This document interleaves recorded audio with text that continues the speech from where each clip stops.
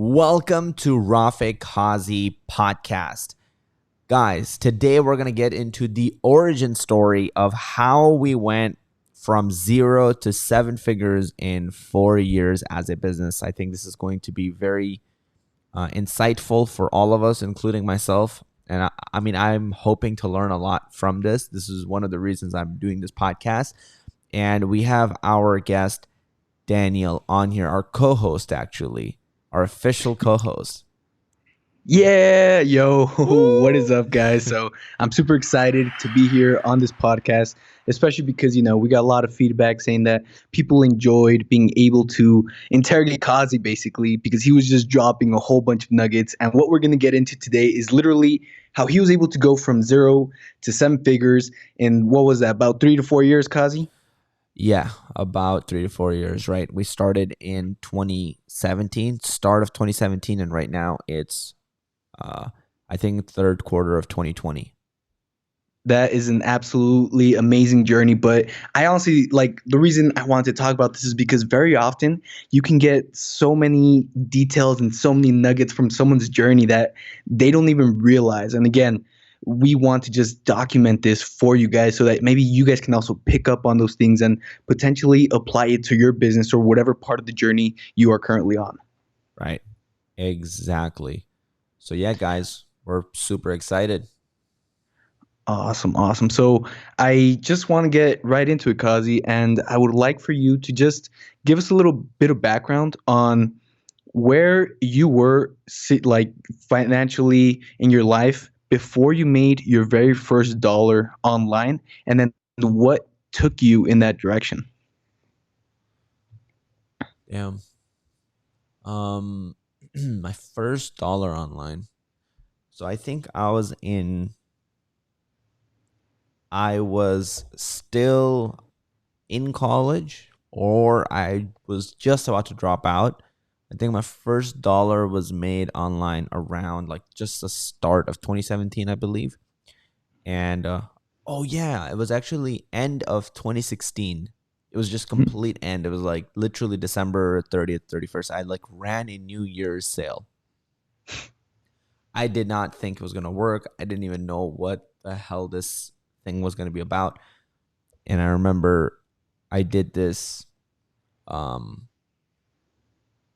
I had learned about email marketing. I had learned about product launch model. And I remember my good friend Tenzin at the time would be into all of this stuff, and he would tell me about it. So I started learning about Ramit Sethi, started learning about all these people who sold their products and services online. And I didn't know if it was real. I didn't know if I could make $1 off of it, but it just seemed very exciting. And I had already launched my YouTube channel a little earlier in the year, around, I had launched it in May, but I wasn't active until really October of 2016. And I had already gotten 5,000 YouTube subscribers. I had a bunch of people on my email list. I think I must have had over 1,000 people on my email list by that time. And then I just did a small product launch. I was just like, guys, New Year's sale, the year is ending. I just launched this product, and it's supposed to be $200, but right now it's $47.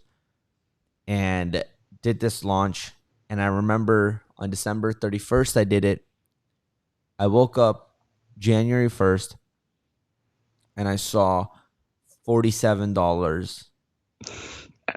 And literally I just ran around the entire house in my underwear, screaming at the top of my lungs. I was like, ah! Literally running around everywhere. I called my brother in California. My parents were like, what the hell is wrong with you? Because I was still living with my parents at that time. And they were laughing and they were excited.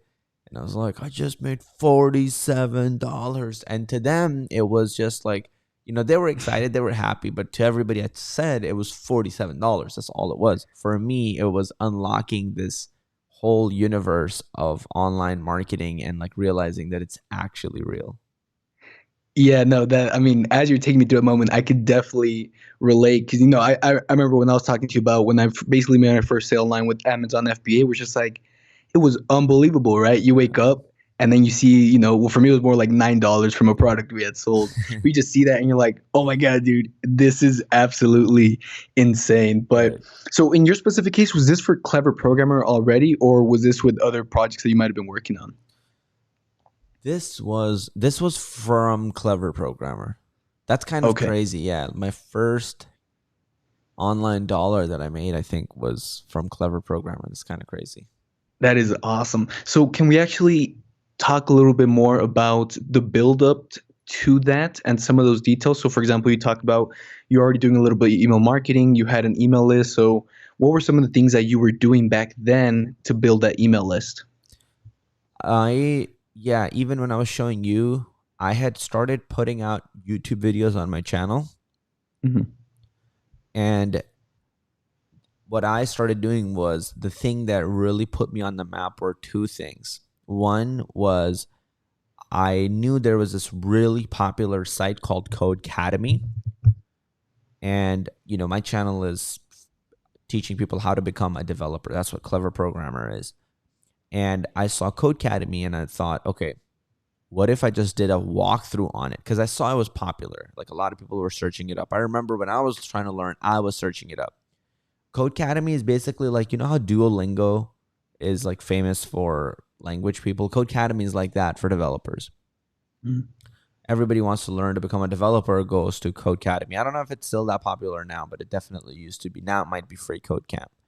So I did an entire walkthrough covering Codecademy, and then what that did is it when people would type in Codecademy, they would come across my content. And so that was one big walkthrough that I did, and it was about 20 or 30 videos. And then I did one more, which was I just made a Python course, which is a programming language, and it's really, really popular.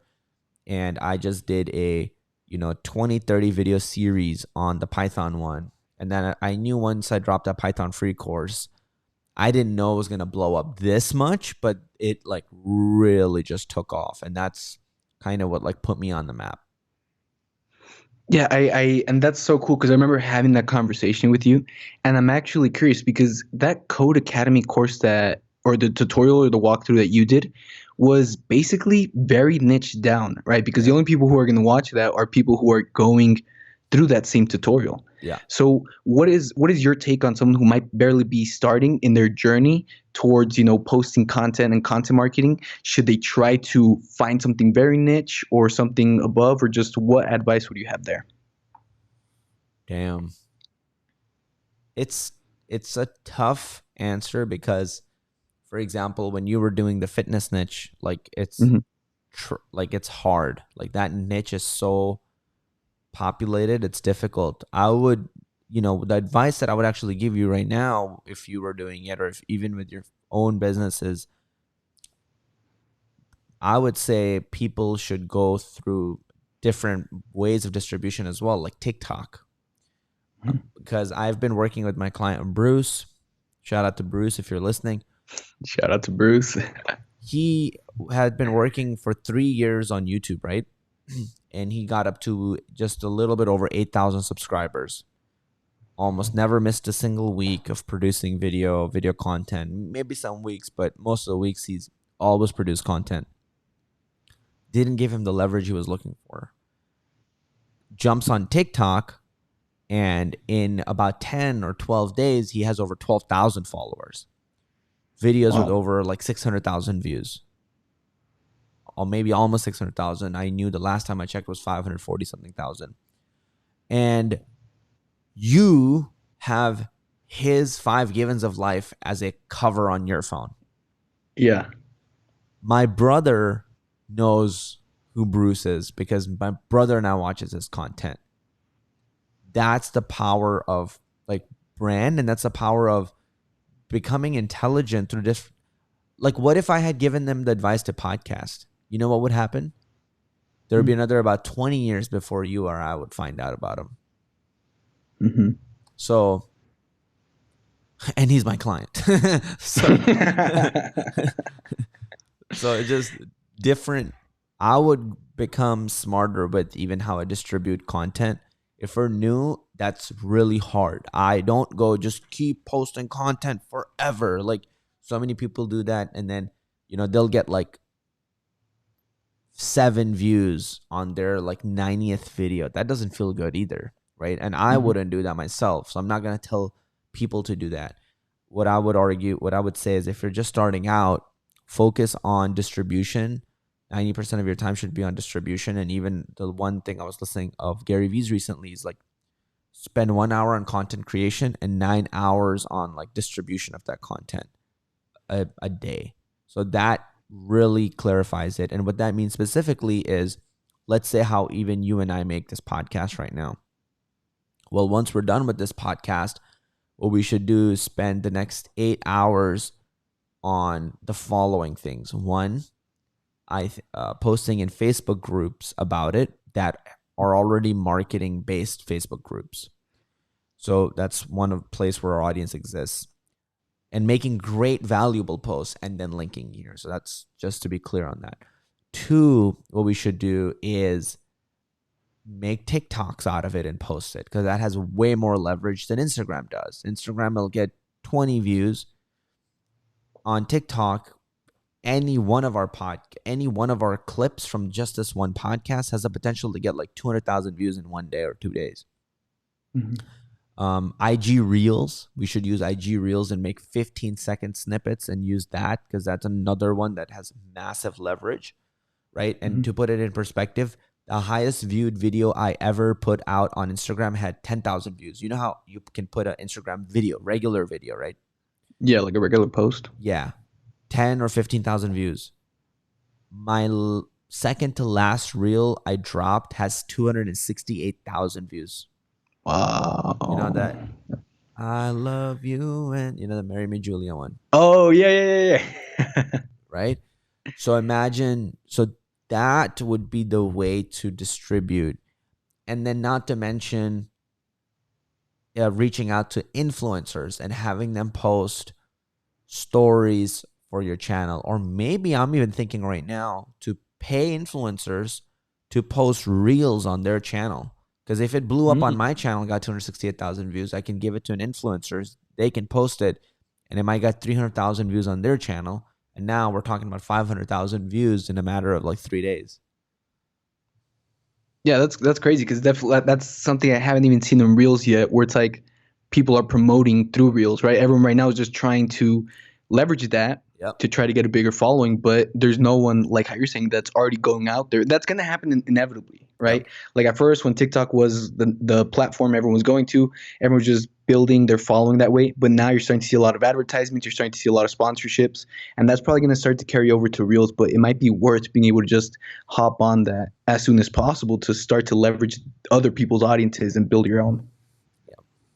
That's 100%. interesting. All right, let's try that out. That's gonna be super, super awesome. But Bleeding I want to edge. go back to, so I guess what it sounded like was I was asking more about niching down, and what you're alluding to is instead of niching down at first, it might be worth just being open-minded, being experimental, trying to see where you could pull the right levers to get the most leverage from your content marketing, and that includes from distribution. That means putting it on podcasts, on TikTok, on YouTube, and just seeing what's really talking to the audience, Yeah. and then from there you could later worry about niching down.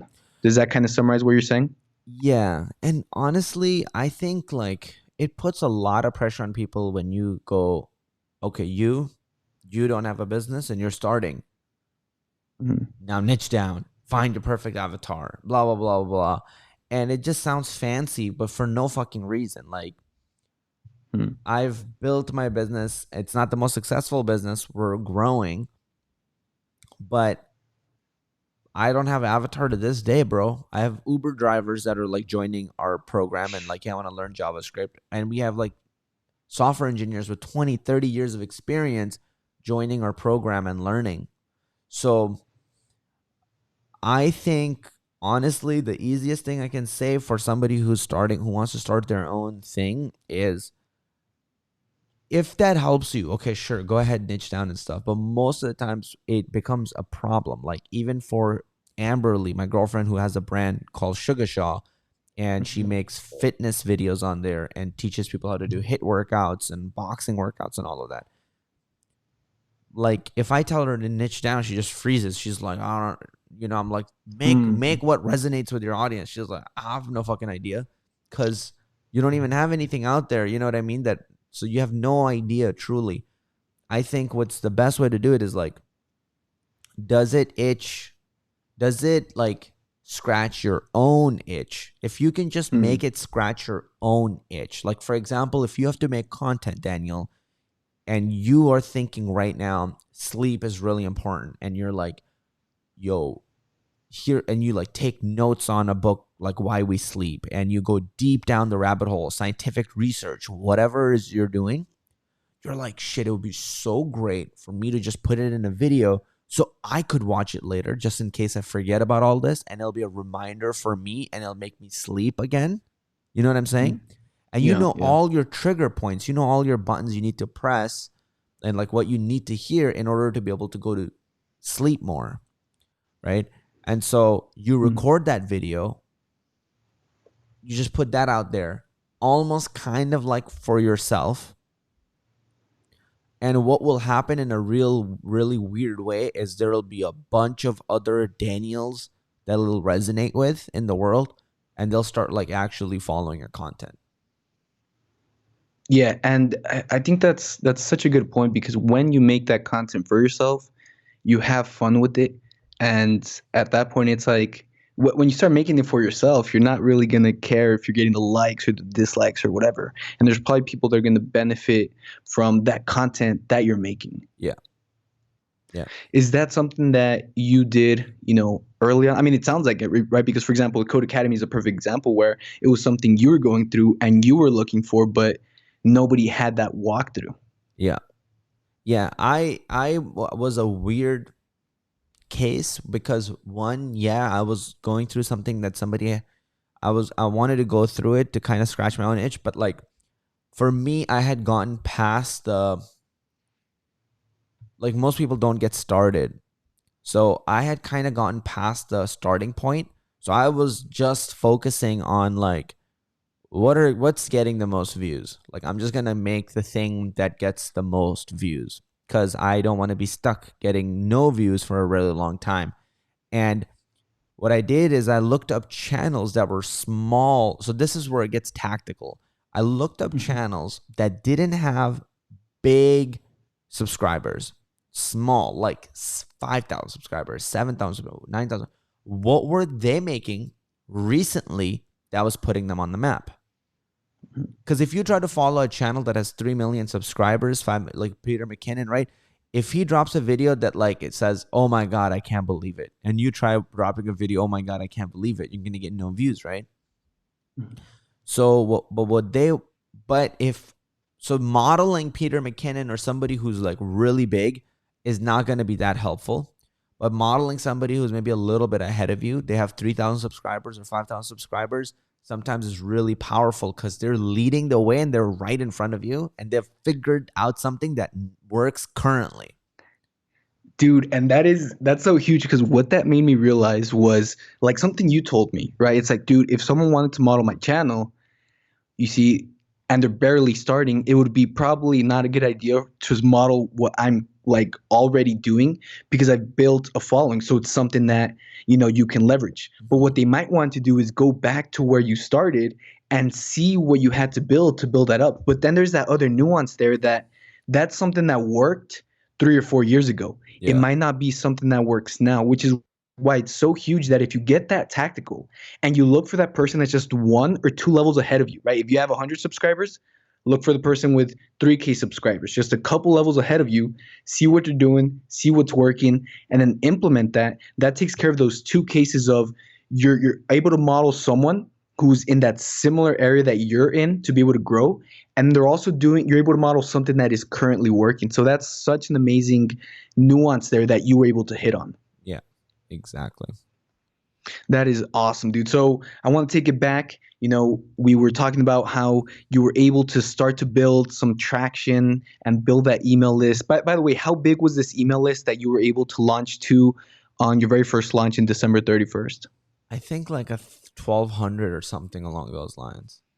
Okay, so a little bit over 1,000. How big was your YouTube following by then? Think around 5,000 subscribers. 5,000. And what was the setup that you did for your first launch out of curiosity? Like, was it just a call to action to some landing page, or was it just super simple? Were you trying to get fancy with it too early, or what was that like? I think that I whipped up a I can't remember if it was just a checkout page or a sales page, but what I do remember was it was just like one or two emails. They were just like, doors are closing, and it was like doors. What doors? Like they were never even opened. You know what I mean? Like just like doors are closing like tomorrow, because I had just like learned this stuff, and I wanted to do the thing that got the most immediate results, so I could just know it was real. So yeah, I just Mhm, sent out essentially two emails to maybe even a checkout page, but I think it was a sales page that I had whipped up, and mhm. I was selling OOP Python course. And was just covering like object oriented programming, and yeah, that was really it. Like there Had you wasn't already much. built out the course, by the way? I think I hadn't. Mhm. Yeah, I don't think I had built out a course. Yeah, I wanted to see if people would buy it. Yeah, Yeah, I uh, told them that the modules will be coming later. That's why I was yeah, that saying it was 47 instead of like $300. yeah, and that's super big, man, because that's something that I've seen a lot of marketers talk about, especially like Steve Larson, where he's all like, one of the riskiest things you can do is build out a course that you think people are going to buy, and then you try to put it on the market, and then you see people aren't buying, right? But if you do basically what you did in your first approach, which is you're able to sell it, you're able to start to build that audience who's interested, then you could build the course along with them because you start to see what are the needs that they have. Yeah, exactly. And from there, was it just like did you just start to build a business or clever programmer from launch to launch to launch, or what was it like after your first launch? Yeah, so after the first launch, it was pretty much launch to launch. So we had a feast, they call it the feast and famine business model in digital marketing, which is you launch and you make a lot of money, revenue, right, in your business, and then you don't launch and it's just like famine. So you feast and then you famine. But yeah, so I did a launch in, I remember January. I did another launch in like start of quarter two. And then Mhm. I did our third launch in like November. So we did three launches that year. And I remember the numbers. They were um $47 for the first launch. Hell Hell yeah. yeah. I was so psyched. Then the second launch was $20,000. And then the third launch was $150,000. Damn, in your very first year Yeah. of basically clever programmer. Yeah. That is awesome, man. And from those launches, I mean, obviously, you were able to start to learn things that you were able to apply to the next one, to the next one. But what do you say were some of the biggest things that you were able to learn from? Well, actually, let me ask this. So that was your first year, feast or famine is what you're calling it. And by the end of that, how big was your list able to get? And how big was your audience able to get? Because after three launches, you're able to just, were you building new courses? Sorry, I'm asking so many questions. Let No, me it's ask you, all good. were you building new courses for each one, or was it the same course? I think it was two different courses that I had built and launched in 2017. Okay, so these two different courses, were you able to start to just gather and build a bigger audience from those launches that you were able to launch to, or or were you trying to launch to a cold audience at that moment? Warm, like, yeah, my own audience that we had grown over time and I had nurtured through, you know, sending them emails and building a relationship. And I would reply to every single email, every single. That's one thing I will say about 2017 that I think is important. I don't mention enough. I had replied to every single comment on YouTube, every single comment on email or reply on email. Like I was doing everything that year. I was pretty much the only person on the team, and so I would do everything, including customer service, all of that good stuff. But I do distinctly remember, like, you could not go to any of my YouTube videos, see a comment, and then not see it having a reply by me. Yeah, that's absolutely awesome and very rare. And I'm actually curious, how big and how much engagement did you have to get to where you started to realize that that wasn't scalable anymore and you had to start to bring people in to help you maybe with customer support or just engaging with the audience? I think it was always something I could scale. Like, I think you can always respond to majority of comments. Even Mhm. Gary Vee responds to so many. I mean, when you have 63,000 comments on a post, that gets hard. But like, you can. I For most people, I don't think it'll ever be a problem. I think they should just respond to all of their comments. For me, what happened was at some point, and the truth is that it got like intellectually boring. Mhm.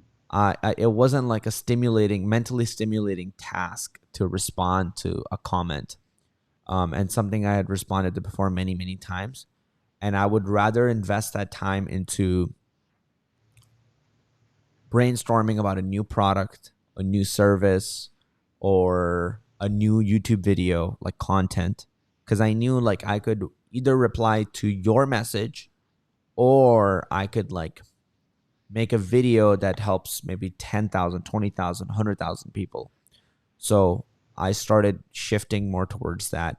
But I just feel like I kind of like, for me, it was just, I felt that losing, it was less of a time problem. It was just more of like kind of lost interest in replying to most comments. But then if I saw a comment that was like, oh, it's like a really fascinating, thoughtful question, like then I want to actually go and like reply to it. That's interesting.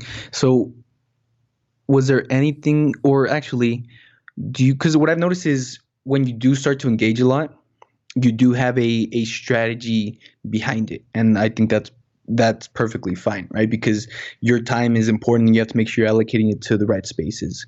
So what I mean by that is, for example, right now, we're still doing the PWJ launch, Yeah. so you're strategically DMing or talking with people in DMs, taking screenshots of success stories, showing them to show people how awesome PW is. But right now is the time that you're strategically taking to be able to engage with the audience and start to build that trust and that brand. Yep. But so what are things that you do right now to kind of keep it more fun, more engaged? Because even though it is strategic, it's probably still a little bit of a tedious task. It's probably still a little bit of boring, but you're still doing it. You're in there. You're getting into the mud. So what have you done now during this launch that you've seen that has allowed you to kind of engage more and have more fun with it? Yeah. I mean, yeah, so you're right. I mean, it is strategic because launches, when you have social proof, that is pretty valuable, right? And people see it and they're like, that's what makes them want to enroll in the program, because they're like, hey, if this is possible for this person, it's possible for me. So on my Instagram right now, there are some conversations that are like really genuinely interesting. I mean, some people I'm just answering their questions and things like there's, don't get me wrong, there's still like 50 to 70 people I'll reply to on a daily basis that never gets posted to my Instagram story, you know. Mm-hmm. Yeah. Um but the ones who do get, like, there'll be so many comments I'll reply to. There's so many, but if I see something like that's gold mine, somebody's like, yeah, just got a, like, recently Yamna, who's in our clever programmer community and PWJ community, she commented on an Instagram post and she like wrote this long post, and then she also says, hey, I got a $70,000 a year job as a developer. And she was like yelling at some other dude in the comments, and she's like, like, so don't, like, she's like, why are you She's leaving? Yeah, defending. So I took her screenshot. So like I'm responding to people like I regularly would, and I'm like now just really fast at it. So I'm just like like responding voice messages, going through it fast, hand to hand combat, and then I'll see a thing like this, screenshot, go back, click story, go to images, post a story, put a red circle around it, put a caption that says Yomna just, a PWJ student landed a 70K a year job, like suck on that, Ricky, like whoever was talking crap, and then like put it in white text, put a white background behind it, throw the logos. No, not the logos. There's this other New York, I think, filter that I use on Instagram a lot. I love it. It's like it gives us this grungy feel. And then I will like put some music on it, like Don't Rush or like Pop Star by, Justin Bieber. And then I will also tag Sunny and Nas, so then they can just hit one button to repost it on theirs, because I know they will also get a lot of views. They're team members of ours. And then I will post it, So that's the actual process. And I wanted to get specific because I think like the specificity helps, because people are, oh, I can now, do it. This is the exact process. Totally. And I think that's so huge, because something that you told us when we were launching, we're like, hold on one second. Just remember Yeah. what you're going to say. So don't forget what you're going to say. For sure. But what I was just going to add is every single time I do that on my Instagram stories, I will do that. And then I'll put a countdown to our doors closing as well, because Instagram allows you to put a countdown. And most of you listening will think Instagram is a joke. Why is this guy talking so much about Instagram? I'll tell you this. We have 1.2 million followers total across YouTube, email lists, and Instagram. Like if you combine everything, all we need is 200 or 400 sales to do like 300,000 or more dollars. Instagram is where we'll see like a lot of those 300 sales. It's crazy how much, because it's the platform where they have the most amount of trust with you than even YouTube, than even email lists, than anything. Like that's the platform where they have the most amount of trust with you and relationship building. So when we promote it there, it crushes. And those social proof ones, every single time I'll post them, a little bit later I'll have DMs like people have bought, and then I'll take their purchase receipts that they've bought, put them on my story, and just go like, oh, this other person enrolled in as well. And I don't hide their names at the top, by the way. People do that. I actually tag them. So then people can click on their stickers and message them. And people often do, hey, did you join Profit JavaScript? Why did you join it? What's it like inside? And then they'll talk to that person and then enroll. Because if you have nothing to hide, you shouldn't be like crossing out people's names, right? Like you should allow them to communicate with each other and learn about it. It's all part of your, like, it's all marketing. So sorry, and then go ahead. No, that's totally fine. Yeah, and that's a huge point, because when you're transparent, it's like people just build that trust furthermore. And by the way, your point on Instagram is huge, because I remember we were making the call to action to this podcast, right? From your Instagram, and you're like, bro, like no one's gonna hit the type form or whatever. Yeah. And then we got a couple of responses, and we were all hyped, because we're like, oh my God, dude, like people are watching, people are listening, right? So even when you have those call to actions on Instagram, it's super powerful, because since, like you mentioned, crazy powerful, dude. That one story I made with you, one story led to 16 applicants or something. Yeah.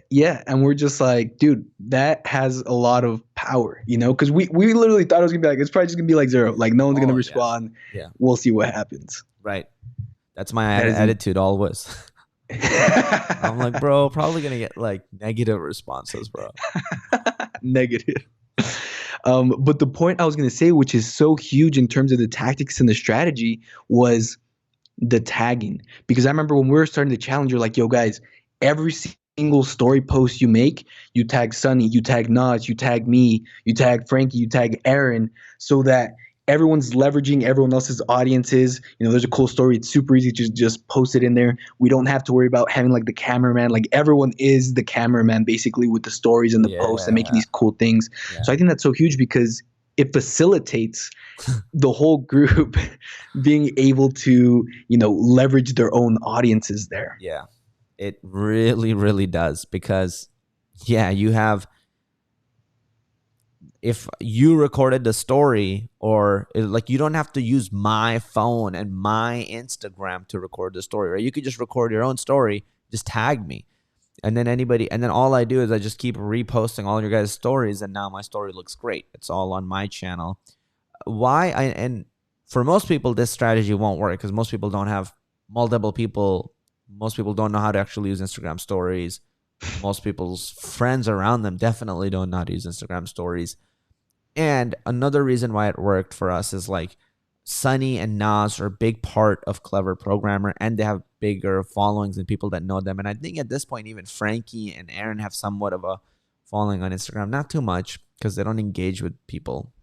Mhm. I mean, I think that, I don't know, but like them, but yeah, when we would tag each other and them reposting it, like I do think it generated a lot of sales and yeah, a lot of revenue from that too. But not only that, it allows basically everyone that's being involved to grow their own audience, right? Like I wasn't even posting that much, and I was just starting to get followers here and there, and I was like, oh my god, dude, like that's pretty crazy, you know? Like I'm Yeah. not even posting, but you guys are tagging me, and people are like, oh man, like who's this? Or I would randomly pop out in the story. Yeah. But by building each other's audiences that way, it's like future leverage as well, so that in the event that you are able to do that, where you leverage someone else's audience, it's just like this upward spiral of being able to leverage the audience and build it up over time. Do you know why Team 10 is called Team 10? Was it you who told me this? I think it was me. Now I'm not 100% sure if that's why, but that's what I had heard. Oh, yeah. So yeah, I But mean, that's because they give just as clear for everybody, but they apparently have the Team 10 as the house with I think Jake Paul, Logan Paul's brother, and his whole team, and they basically have each other build out their followings, but then make 10% commission from it forever. Team 10. yeah, and I mean, like, I don't know exactly how accurate the 10% commission is, Yeah. but I think the cool thing is the leveraging of the audience. Because if you're creating content together, right, like you have your vlog and then Aaron pops out, but he also has his vlog or Yeah. whatever that happens, like having those people, those content creators in there, it's like, it's like instead of having to go pay an influencer, you just have your influencer buddy give you an extra shout out or whatever, Yep. who has way bigger following because you're helping them build a following, and it's just like this crazy massive, like it's Yeah. not one person building an audience, it's 10 people building an And audience. yeah, and all within the same brand, so it actually has a lot more trust than even sometimes outside influencer. That's a good point, because that's probably like that is the brand, right? It's the Team 10, so they're able to do that, right? So in CP, you've been able to do that with Sunny, with Nas, since everyone's inside of that umbrella of a brand. Now it's like just promoting each other is just promoting the brand itself. It's building that trust. It's being able to just get the audience even more engaged. Exactly. That's right. Dude, huge. That is huge. All right, so we went a little off topic. Let me bring it back. No, it's We're all talking good. about Feast and Famine, the first year, 2017, when you started with Clever Programmer. What was it like? Actually, I want to jump over to when did you transition away from the Feast and Famine model, and what did you go into? Um, so I mean, the feast and famine business model stayed for a really long time. It's not there that much now, but we're Mhm. still kind of dependent on launches. But basically, 2017, we that was the year we did about 200,000, and then next year we did about 300,000. But I think, man, I don't know if we added an evergreen funnel in 2018. I can't. I think we might have. So Evergreen Funnel is just basically like something that makes sales for you kind of automated, right, on a regular basis, like a regular business. And we added that, I think, mid in March or something like that of 2018. And I think that was one of the key things that took us to doing 300,000, because it was the Evergreen Funnel and then along with like our regular launches. So, we would launch and keep our doors open for just a little bit. So in 2017, imagine like, you know, what's that brand that's built on hype? It's like kills it, Supreme, Oh yeah, yeah. right? And they drop their merch every like tiny bit. It's $1 billion plus brand. Mhm. The hype actually has real value. Like the hype actually, like they had like scientists come in and create these like crazy studies, and they actually show how much like hype is not this fake intangible thing most people think. It's a very real thing. and it has a real freaking value. And so that's why when Supreme would drop their thing through like a tweet for 2 minutes at a time, it just gets sold out. And then they're just vanished, right? And you missed it, and it's gone. So they had this way of creating a hype. And that's kind of like in 2017, all the launches were like that. It would be like doors open for like 5 days, 6 days, and it's just gone. Like no more. You can't go to my website to buy the product. If you go to my website, it just says wait list. You know, the product is closed. Mm-hmm. But in 2018, we built out the Evergreen Funnel. So then it would make automated sales, and kind of like doors were always open. And yeah, so. Did you try to implement anything into the Evergreen that might have simulated that hype? Because right, once you have something out there that's just open forever, you're missing out on what you just talked about, which is so crucial, the hype. So was there anything that you tried to maybe add to it that brought a sense of urgency, a sense of build up, or anything like that? It was in 2018, the Evergreen Funnel that we put together had like a deadline funnel on it, and that's a software you guys can use as well. But basically, it essentially, if you forget about the complexity of how it works, effectively how it works is everybody is just going through their own timeline. So instead of like, you know, from July 1st to July 7th, 7 days to join the course, it's just like no matter who joined at whatever time, they're going through their own timeline deadline of 7 days. So say you just joined you joined my email list on March 23rd. It's like the doors to this course are closing March 30th. It would auto adjust to you. And then you would get an automated email sequence just for you. And yeah, so you would just have everything customized to you. So that was the thing that actually built the hype and urgency. Yeah. Yeah, because there's something to be said to talk about hype and urgency, you know, when it's like a live, engaged audience, similar to what's happening now with PWJ, right? But it's pretty interesting that you're still able to build some of that, although I probably would argue it's not as intense as if it were like, you know, this whole group challenge type of thing.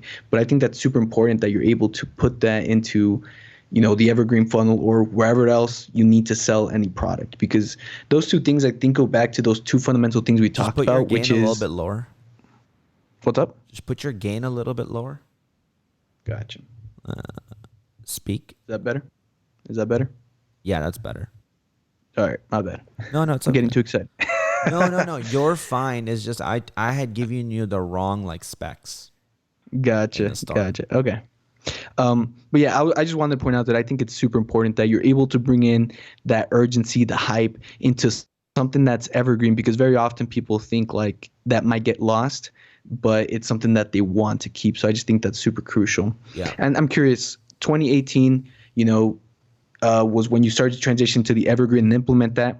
Were you still cranking out new courses, or were you selling old ones that you already had?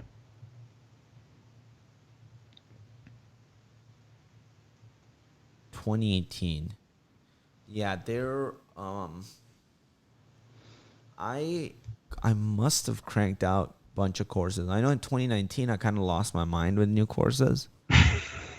Yeah, and that's what I want to lead towards. So I guess in the end, before 2019, when you had that pivotal moment, how many courses had you built up? Because I remember we were talking before, and you're like, man, dude, like there's a big shift in the business. Yeah. When you went from all these courses to just one flagship product. But before that, like, what did you have to go through to learn that and realize that?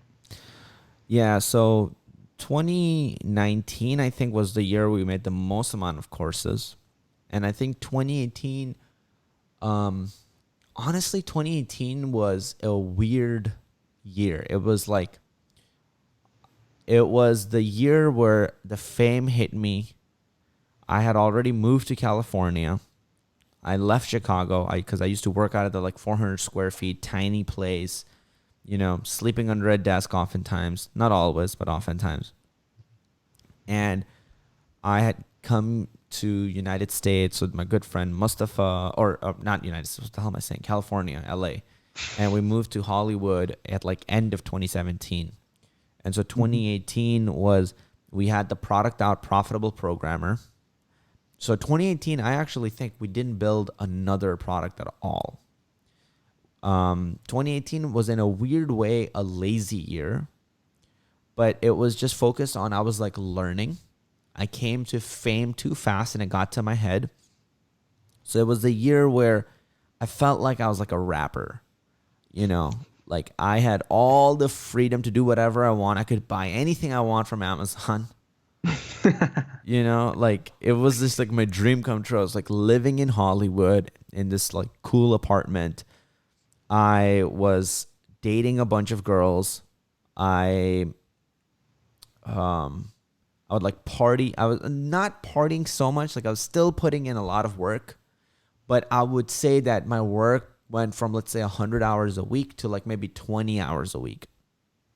And I was like really focused on like just every mentor and everybody was just like, work on your business, not in your business. And I'm like, yeah, like that's what I need to do. Like on my business. Like, what am I doing here? Like, forget responding to, like, it was just so much of just like on fake entrepreneurial, like bullshit. And like, literally I would be like writing an email in the middle of my email. I'm like, work on my business. Like, so I would just stop writing the email. I pretty much like I traveled a lot in 2018. I just made a few videos in the entire year on my YouTube channel. I paid for a lot of mentorship.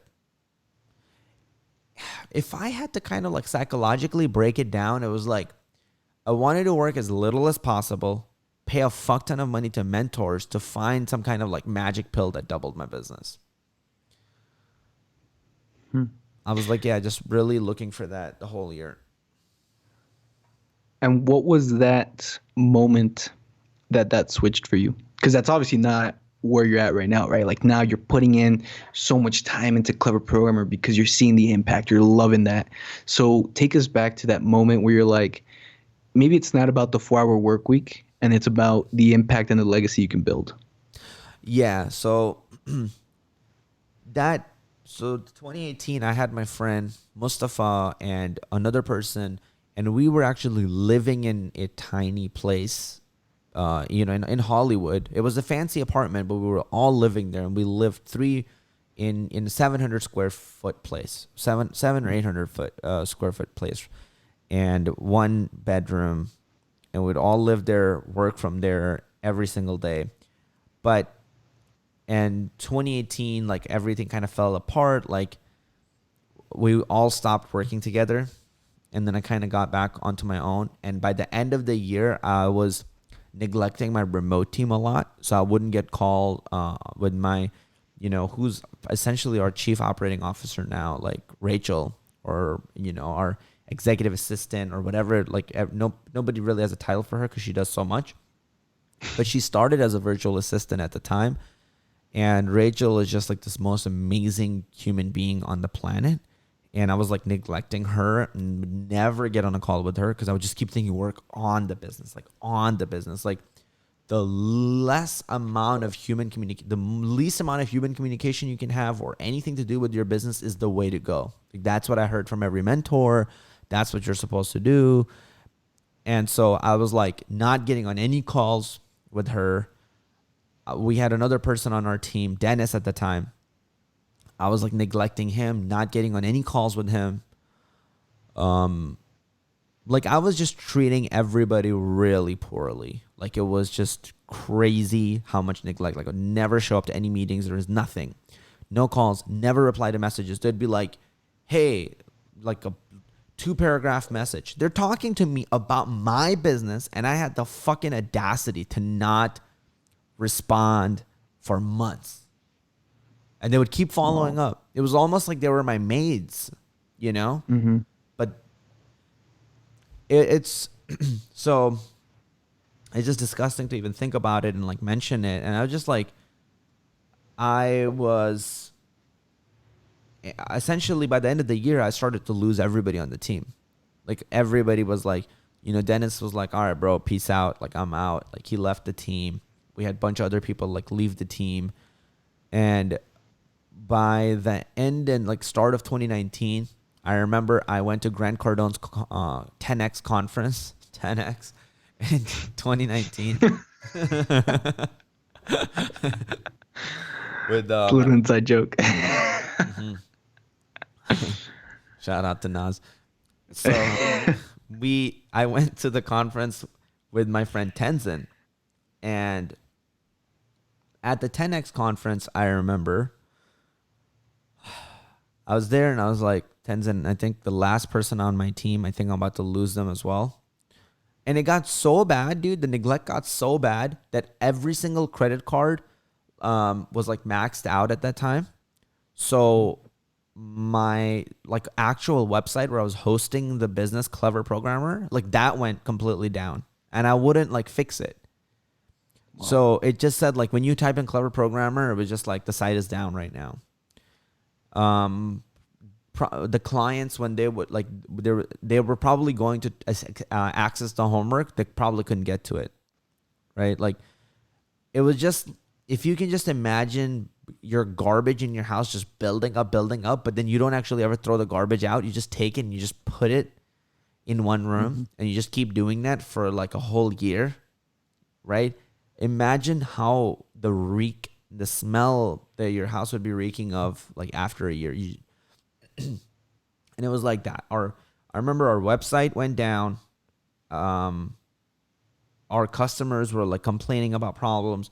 There were so many issues. And I remember in January, it was, even Rachel is about to leave at the 10X conference, I remember. And that was the moment that I got on a conversation with her.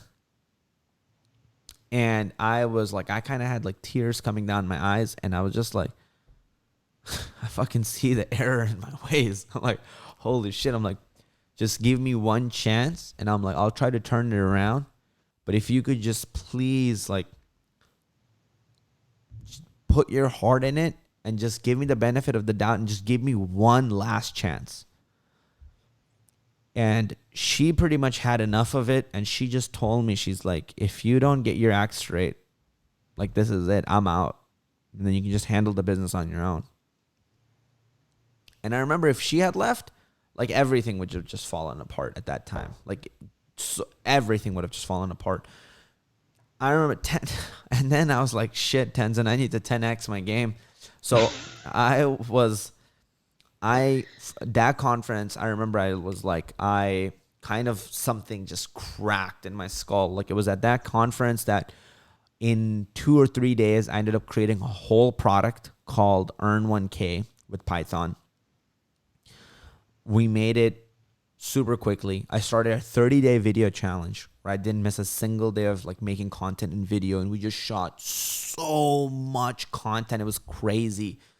Like we came back with probably 30, 40 hours of like incredible content. And Tenzin helped me so much, dude. Like I would not have done some of the things I've done without my friend Tenzin. So we came back.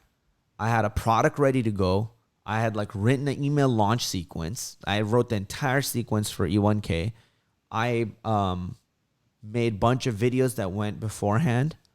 And then like that was just like, I just came back and was like, go, motherfucker. Like it was just go time. And I came back right around that time. Frankie and Aaron were like, hey, Aaron came to me and was like, yo, I'm a software developer and like, I can't get a job anywhere. Like he had this internship and he's like, I applied to like 40, 50 places. He's smart as fuck. I'm sure he would have gotten a job somewhere, but he probably just didn't know like the right interviewing skills or whatever. Right.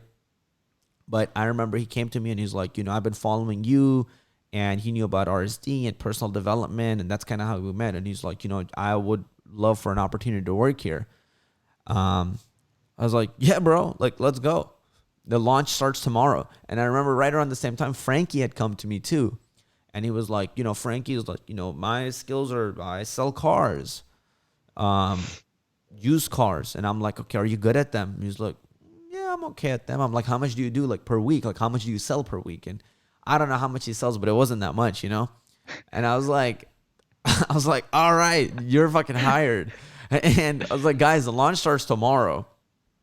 So I'm like, show in for a couple of days and just put in the work and we'll see what happens. So they came in, and then I remember we just all went hard on the E1k launch. And then that launch at the start of 2019 like cleared like 80 grand.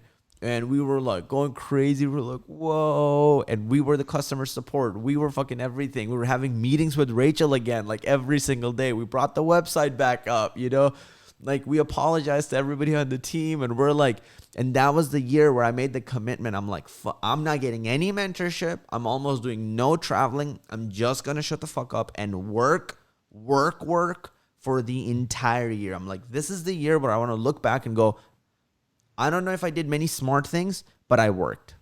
I just wanted to develop the muscle of working in my business again and like never let it go. And so, yeah, that was 2019.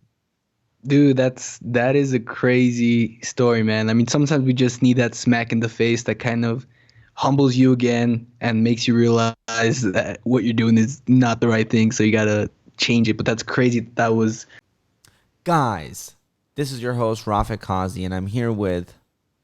Daniel Seyfert.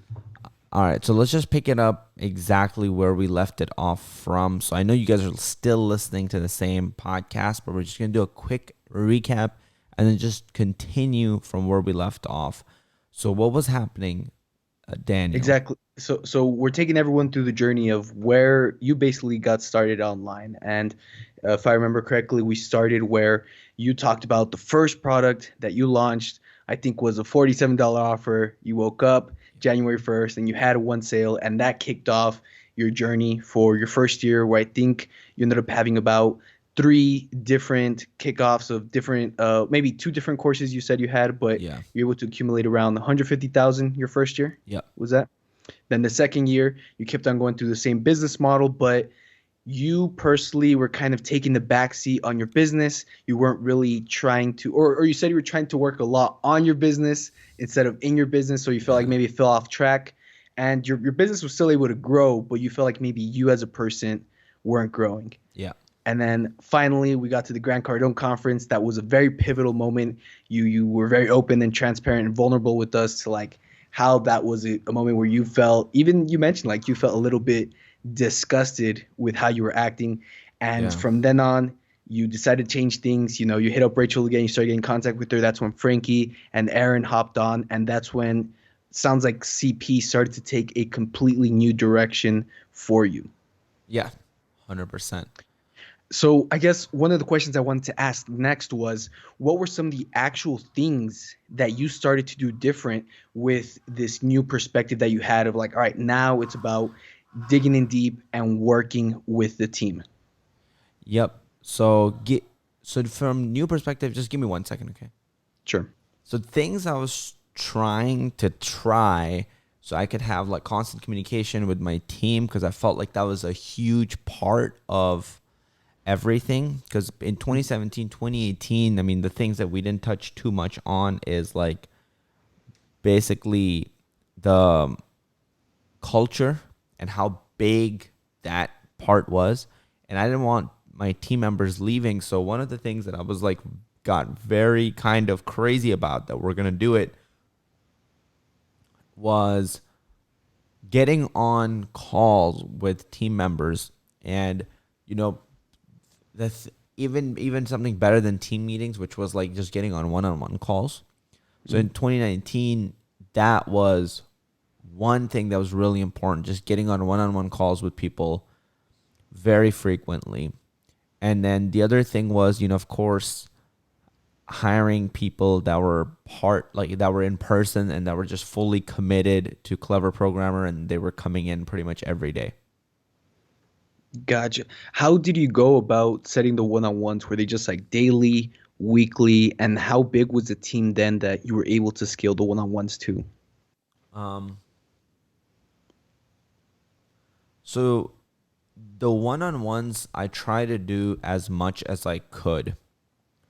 And whether that meant walking with Frankie to Starbucks and going there, and Aaron, and then having calls with Rachel honestly, the more you can do it, the better. Like the often you can do it, the better. So I feel that for our team, it was if I was trying to do it almost daily, but definitely I would have this mental radar where every week or 2 weeks I would go by without somebody getting on a one-on-one call. They just started to feel neglected on the team. Their morale would go down, their work output and effectiveness would just like go down completely versus when they would get on a one-on-one, they would be like just 10xing their performance and everything, you know? Yeah, it was just like you were able to set that clear path for them or help them set it for themselves so that they could start to move forward. And it wasn't like this, oh, where'd I go? And I guess that's where that feeling of neglect comes from, right? Yeah. Got you. And was there anything else that maybe you looked into as resources to try to build this culture, or were you just kind of trying things out, seeing what's working, seeing what doesn't working, and then figured out that you just had to stay in constant communication? A lot of hard lessons, losing really great team members. I mean, I don't recommend experiencing that. I recommend it's better probably, it would have been better if I had just learned it through a book or something. But a lot of it was just through experience. But what I will tell you is there were a few resources. So one, right around 2019, I got in a relationship with Amberly. You know, she runs Sugar Shaw on YouTube and does her own fitness workouts and everything like that. And she, I learned a lot about communication from her and just being clear about everything and just having, I'll just give you a silly example, right? Like the other day, my oldest brother sent me a message and he said, you know, you are absolutely crushing it on YouTube. I just looked at your video. It's absolutely amazing what you're doing. My normal response, I'm a male. I grew up with two brothers. You know, we grew up like fighting and yelling at each other. And like, that's kind of how a normal, you know, like, I mean, don't get me wrong. We're like best friends, but when they say that, I would just respond with like a, you know, like thanks, like Cool. with a Yeah. punch, yeah, punching emoji, or just be like, cool, bro. Mhm. But I remember sending him a reply, and I'm like, bro, thank you so much. I really appreciate your words, and because you're my older brother, I genuinely look for your validation. So you acknowledging me and appreciating me makes me feel so good and valued. Right? That's a different level of communication. That's something that in the past used to make me cringe. I'm like, oh my God, why do I have to be so obvious? Like, but you have to over communicate your feelings. You have to over communicate what you, did you cut off there for a second, by the way? I did cut off there for a second, but Okay. you're good. So you kind of have to feel like over communicate what you're experiencing with somebody and how they're making you feel. And so part one of my resources was Amberly and how strong commitment is and value is and integrity is. So just committing to my team members and just being there consistently and forever. Second, which I also learned from her and like the team members, stability of emotions over a long period of time. So for example, I'm an entrepreneur. I'm very strong in how I think. I go through anger a lot and I have a lot of emotions. Even when you hear me speak in person, I'm very passionate. What the like, you know, everything is like, the fuck, Kingston, like, get the fuck out of here. Like, I'm passionate about Yeah. everything. And so what happens with that is, okay, it's okay. I can be very passionate, but what if we're working together and one day I feel like something, you know, a team member did sucked, and then I'm just like so verbose and in their face about it, right? Sure, the next day I can be like loving what they're doing and I'm like, oh, bro, this is crazy. Oh, let's go. This is the best thing I've ever seen. But they're still not going to remember. They're still not going to forget the the thing that made them feel really hurt, right? Because they're like looking for my approval. And so that was a really hard thing to realize. Okay, what if I can give you all my positive highs, but just take away all my lows and me going, why you're not working hard enough, like random things that felt like I wanted control, or I wanted something, oh my God, like Clever Programmer is my baby, like you're fucking it up. All that stuff needed to be normalized. I remember I asked for mentorship from Jay Levin, and he's the founder of like LA Weekly magazine. Now he runs a nonprofit that's actually in 10% of all schools in the United States. So his Wow. program is like very spread out. And he was telling me, he's like, you can't have all these ups and downs. You need to be like water with your team Hmm. over a very long period of time. And that gives the work environment needs to be an amazing place for people to work. It needs to be a place where they can feel cared for and loved and appreciated and seen, challenged, but it has to be like they shouldn't feel like they're going to lose their jobs. They shouldn't feel the crazy ups and downs. That was all those things were really hard. The constant communication and often people, even like my middle brother Wakas, love him to death, but like oftentimes people misunderstand being like water with like you're not passionate or you don't care, you know. But that's what just makes us who we are. I'm like that too. I used to be like, that's what makes me me. I'm passionate. But no, I just wasn't taught proper leadership, and leaders don't panic after every second, and they don't have these like crazy. Because when you're third party, when you have a camera pointed at us, it just looks like I'm being a little bitch. I'm throwing temper tantrums, and it's not a good look.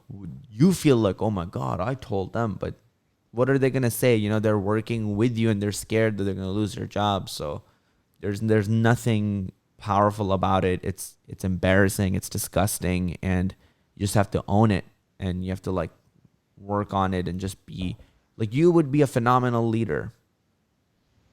You're Thank you. very you're passionate and you're very driven, but not a single time do you say anything that ever like hurt somebody or whatever. And people always they remember that. So yeah, genuinely, bro, like you would be a phenomenal leader. I appreciate that, man. And I mean, I think that last point is so true because it's I don't know what they call it, but even Amberly has talked about a lot where before when like she would read the comments, it's like there's so many great comments and then there's just like that one bad comment that would stick out. And it sounds like you're saying the same thing, which makes sense, which is when you're interacting with people, if there's a lot of highs and lows, they're probably just mostly gonna remember the lows and focus on the lows, and that's what's gonna kind of stay with them from that experience with you. Yeah, that's true. Dude, that is so huge. So I mean, it's so cool that you were able to learn so much from your partner Amberly. It sounded like you're able to develop a lot of empathy with her, a lot of more open, transparent communication that has helped you in your business, in your personal relationships. It also sounds like that mentorship advice of just actually, I'm more curious on that because there have been very often, even though you're complimenting me, saying that like I don't say bad things or yell or anything like that, but I mean it happens. But what have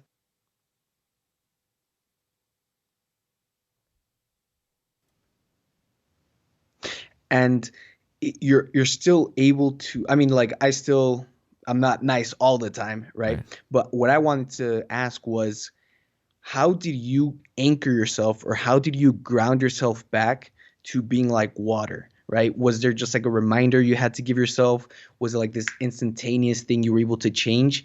What was that like for you to be able to not have these emotional spikes up and downs when you started to run the business and communicate with your team?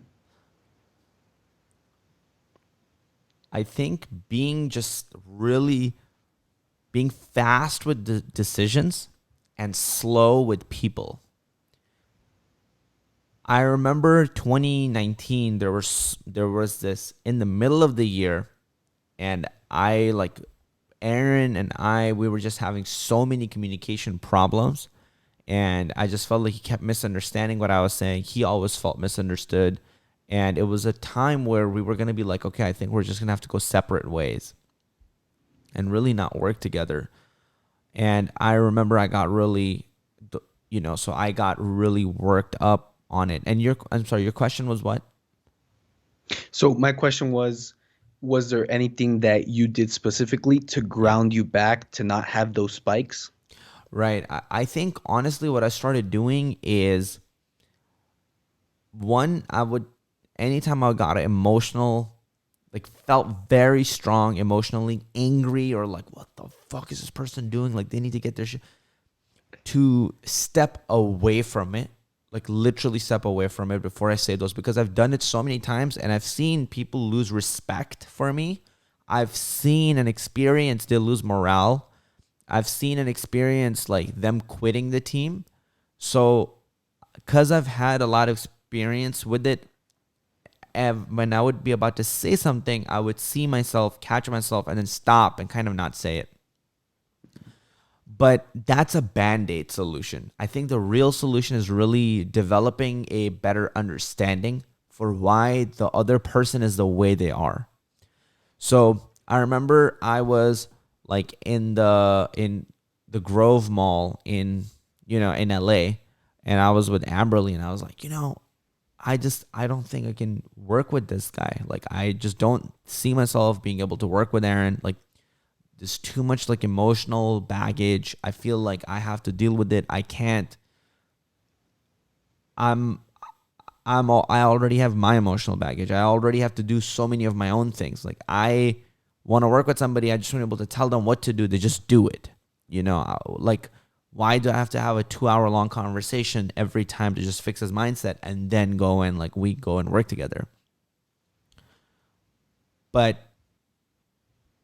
that was a conversation I had, and that was the week where I was like, man, I don't know. We might just have to go separate ways. But that same week, I decided I was going to read a book called I picked up a book called How Successful People Lead by Maxwell. John C. Hmm. Maxwell. And literally my only purpose was to figure out, maybe there was some golden gem in there that could teach me how to deal with, whether it was Aaron or Frankie or anybody on the team. And there were a couple of like important things that I started to understand out of it. One, in order to be a good leader, you have to learn how to develop other people and to make them be able to actually outperform you. And that takes a lot of time and patience. A lot of time and patience. And it's kind of like raising a child, like, really, because you're dealing with a human. And if you keep getting frustrated with children, after a little while, that tactic just doesn't work anymore. Even getting beat up doesn't work anymore. Like, for example, when I was young, I went to a religious school, right? And they would just beat you up all the fucking time if you didn't do stuff. So I'm talking about like they would take out a plunger from the bathroom, lift up your jeans. You're 9 years old. It's a fat plunger, right? And then the wooden plungers, and they would just like smash your shins. And you're 9 and you're like going home with so many bruises on your legs. And if you explain it to your parents and then they call in and be like, yo, what are you doing to my kid? Like, stop that. Then they beat you up even more in ways where you don't get bruises, so you can't come back home with that. And they tell your parents, of course, it's never going to happen. And then they tell you, if you ever tell your parents again, we're going to do worse things to you. So, yeah, so it's like, Yeah, dude, no, no words, bro. yeah. So that happens to you. And, the crazy thing is, the worst part is like psychological and physical trauma, right? Yeah. But if you give me psychological and physical trauma every day as a negative, not a de-incentive, right? Negative, I forget what the term is called for that, but negative reinforcement. If you give me negative reinforcement and to such an extreme every day, by the time I was 11 years old, or I just didn't care. I would go there and they would just what? I'm like, what are they going to do? Beat me up again? They would just beat me up. was like, what else are they going to do? Give me like, like threaten me. They would threaten me again, and I just was like, I would just laugh at it. And then they would beat me up even more and I would keep laughing and then they would just stop. So after a certain while, like even negative reinforcement doesn't work. And, a lot of leadership, I feel like I learned even when I was like coaching kids in chess. I would have like groups of 6 to 8 years old, or actually 5 to 8 year olds. Imagine 40 of them in one classroom for 8 hours at a time, because it was like summer school. Mm-hmm. So I had to coach so many young kids in chess and make them like get better at it. You learn patience so well because you just can't, if you get frustrated, like people quit. But I was like, damn, I've learned all these lessons and things, yet it's still hard to deal with one person on the team and their personality type. So I was like, okay, negative reinforcement can't just be the answer. I can't just be yelling at him. That's just not going to work. It didn't work with me. Mm-hmm. So, but that book kind of opened up a little bit of insight. And then I remember the second thing that actually made all the difference in the world was I was like, Jay, we need a, what's it called? A intervention, like, or just if we can all three meet and I could really use your help and guidance. And he guides people through things like these. And I remember I was like, Aaron, I feel like there is a lot of good left between us, and I feel that let's figure out a way to give ourselves like communication tools so we can help each other and communicate with each other. Because I feel like we have a lot of like a good bond, a lot of love for each other. We care for each other. We look out for each other. But I feel that if we can lose it all if we just let our own insecurities get in the way. And I just asked him, I was like, this is kind of the last straw, but do you want to give this a try and see what happens? It's like, fucking couples counseling, like marriage counseling. But if people matter to you, I feel like you should be open to it, right? Because it shouldn't only be for like married people. Mm-hmm. And so he was like, okay, dude, let's do it. And I remember we went there, and within 5 minutes, we were both fucking crying our eyes out and like hugging each other. Man, that's insane. Like that was a really crazy experience because I remember Jay basically asked us a lot of things, but some of them were like, yo, what do you admire about Aaron? Or what do you admire about Qazi? And I remember, and he told me just like look in his eyes and say it. And I'm like, in my mind, I'm like, that's gay. Like that's all these weird fucking thoughts. Mm-hmm. What were you going to say? Like that just totally reminded, because honestly, the eye-to-eye contact, dude, is insane. Especially because I mean, if you have your partner, you might already kind of be used to that. Even then, it can be powerful. But when you do it with just like a friend or someone you see, like how often have you really just stared at them, and then what you're saying there, that's like the first experience I had was with improv, and they're like, hey, it was like icebreaker, getting to know each other. Yeah. So the thing was, stand in front of a person and stare at them in their eye for just like one whole minute. Yeah. And as you're doing it, you're getting those thoughts, like, oh, this is weird. That's awkward. But then after a while, you're just kind of like, holy shit, dude, like this is a human being in front of me. Yeah. And it's like some fucking bond just formed. But my bad, dude. Like that just kind of threw me back to that. But no, it's all good. So you're doing that with Aaron, and it was about what you admired in that person. That's powerful, man. Yeah, it was really, and when you do that with somebody, it's almost like how you made eye contact with the person, right? In the improv. How Jay told me to just genuinely say what I admired about him. And I remember saying like, I told him, I'm like, bro, your heart is made out of gold. Like it's the fucking, like literally. And everything that I remembered that he was doing, I started listing it out. And the crazy thing was, just like when you see 100 comments and 99 are positive and one is negative, you focus on the one negative. I had realized that I had built this entire case mentally up against Aaron by not focusing on the 99 good qualities, but maybe the one thing that I didn't like. Wow. And so when I started going through the things I admired about him, I was like, bro, you're coming here every day at 5 a.m. And literally, even though you're exhausted, like you get me in the car and you take my ass to the gym. I'm like, even though you're going through so much in your own personal life, you come here and you crush it. You get me on my game. You even like, this guy would help me with calories and shit like that. And so I'm like, and we crushed it. You know, in the business, we grew so many things. And I realized, damn, you just miss things about people. And what Jay really showed us from that day when we left was we lacked actual communication tools to be able to express thoughts and communicate with each other. And the number one thing I got out of it is if you feel like that with somebody, go and actually seek a book or a mentor, or like seek help in terms of literally have a third party mediator. Even if sometimes you feel like you're about to lose a friend, if you really care about that friend, instead of letting them just drift off, find something where you could have an open conversation, or find somebody who knows how to get you both to have a safe, open conversation. Dude, that's huge, man. Because even then, it's not something a lot of people would try, like even when it comes to marriage counseling, just with like a friend. But for example, with myself, I caught myself very often, like if I'm trying to learn more about, let's say, marketing, Yep. it's kind of obvious, like, hey, go get a marketing book, right? Mm-hmm. But then there's some areas of my life where I'll kind of block myself from doing the same thing and trying to find those resources to learn. Like if it's in relationships, hey, well, go find someone that can maybe help you with that, right? If Yes. it's with business, go find mentors, go find a book, go read a book. But kind of what you're alluding to is open up that mindset of just be willing to learn about whatever it is you want to learn, at literally everything, by finding that third person, by finding that book and looking for those extra resources to help you out. Yes.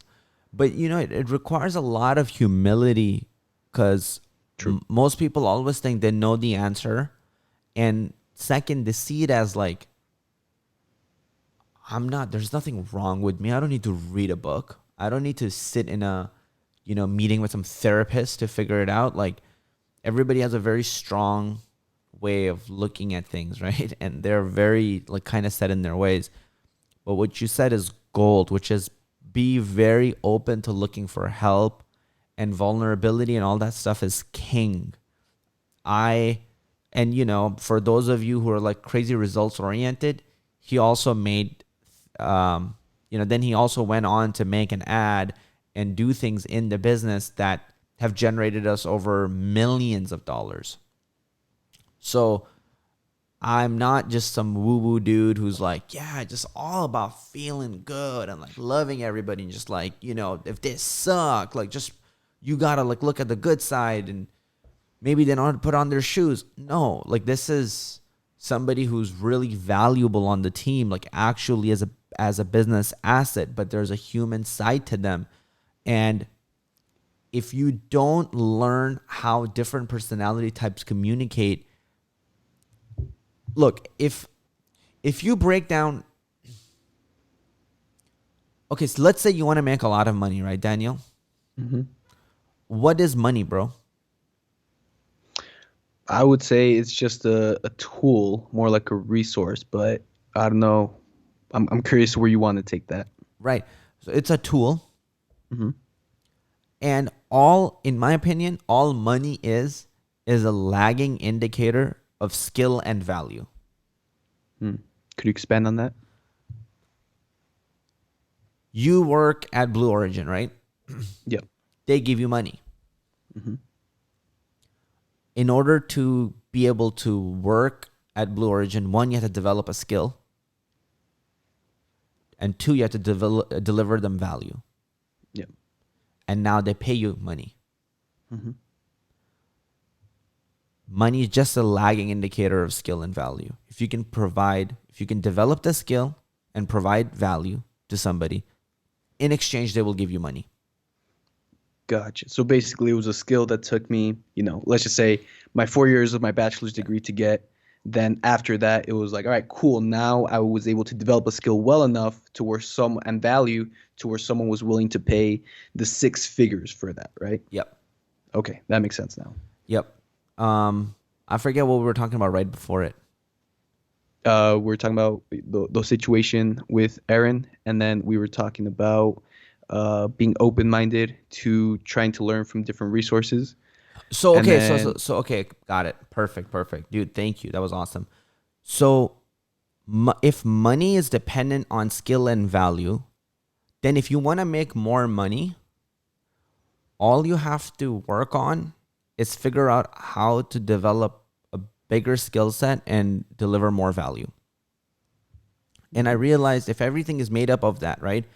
Like us running the business is made up of me learning the skill of coding and then me providing value to the people for free on YouTube and on online. Us putting up all this content. So if everything is broken down into skill, it's my skill of marketing that helps make us money. It's our skill of video editing, our skill of coding, our skill of speaking, our skill of it's all these skills. When you combine them, you start to get these exponential results. Mhm. Well, what's a skill and what's another skill that's even probably more powerful than all of these? And if you look at, you know, how did Apple beat Microsoft? How did, at least in my opinion, it did, they're like way more, they both have the same team. But even, okay, let's just look at how did Microsoft become Microsoft? It wasn't just one person. How did Apple become Apple? It wasn't just one person. How did Elon Musk launch a rocket into spaceship? It wasn't just because he read one freaking textbook and he did it, right? How did he create Tesla? It wasn't him doing it with his bare hands. And so when you look at it, the ultimate skill is really is finding the right people and then developing leaders. And if you look at it like an actual skill, I would argue that it's above everything. Because you have people let's reverse engineer all the way from money. Mm-hmm. And let's keep taking it few layers back, right? So let's say money, right? Right above money is so in our launch, right? We did over $250,000 right now. Yep. What's the step that people have to take right before we get money in our account? Actually, like the actual purchase. Actual purchase, right? And what are they purchasing? They're purchasing the results that your course would bring them, right? Yeah, and Or just in I mean, they're simple terms, purchasing they're your just course. purchasing my course, right? Yeah. So right above money, right before we get money, there's our course. Okay. That's the thing that's directly related to money, right? Mm-hmm.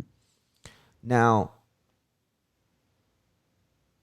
what's the thing above the product? The thing that gets them to purchase a product.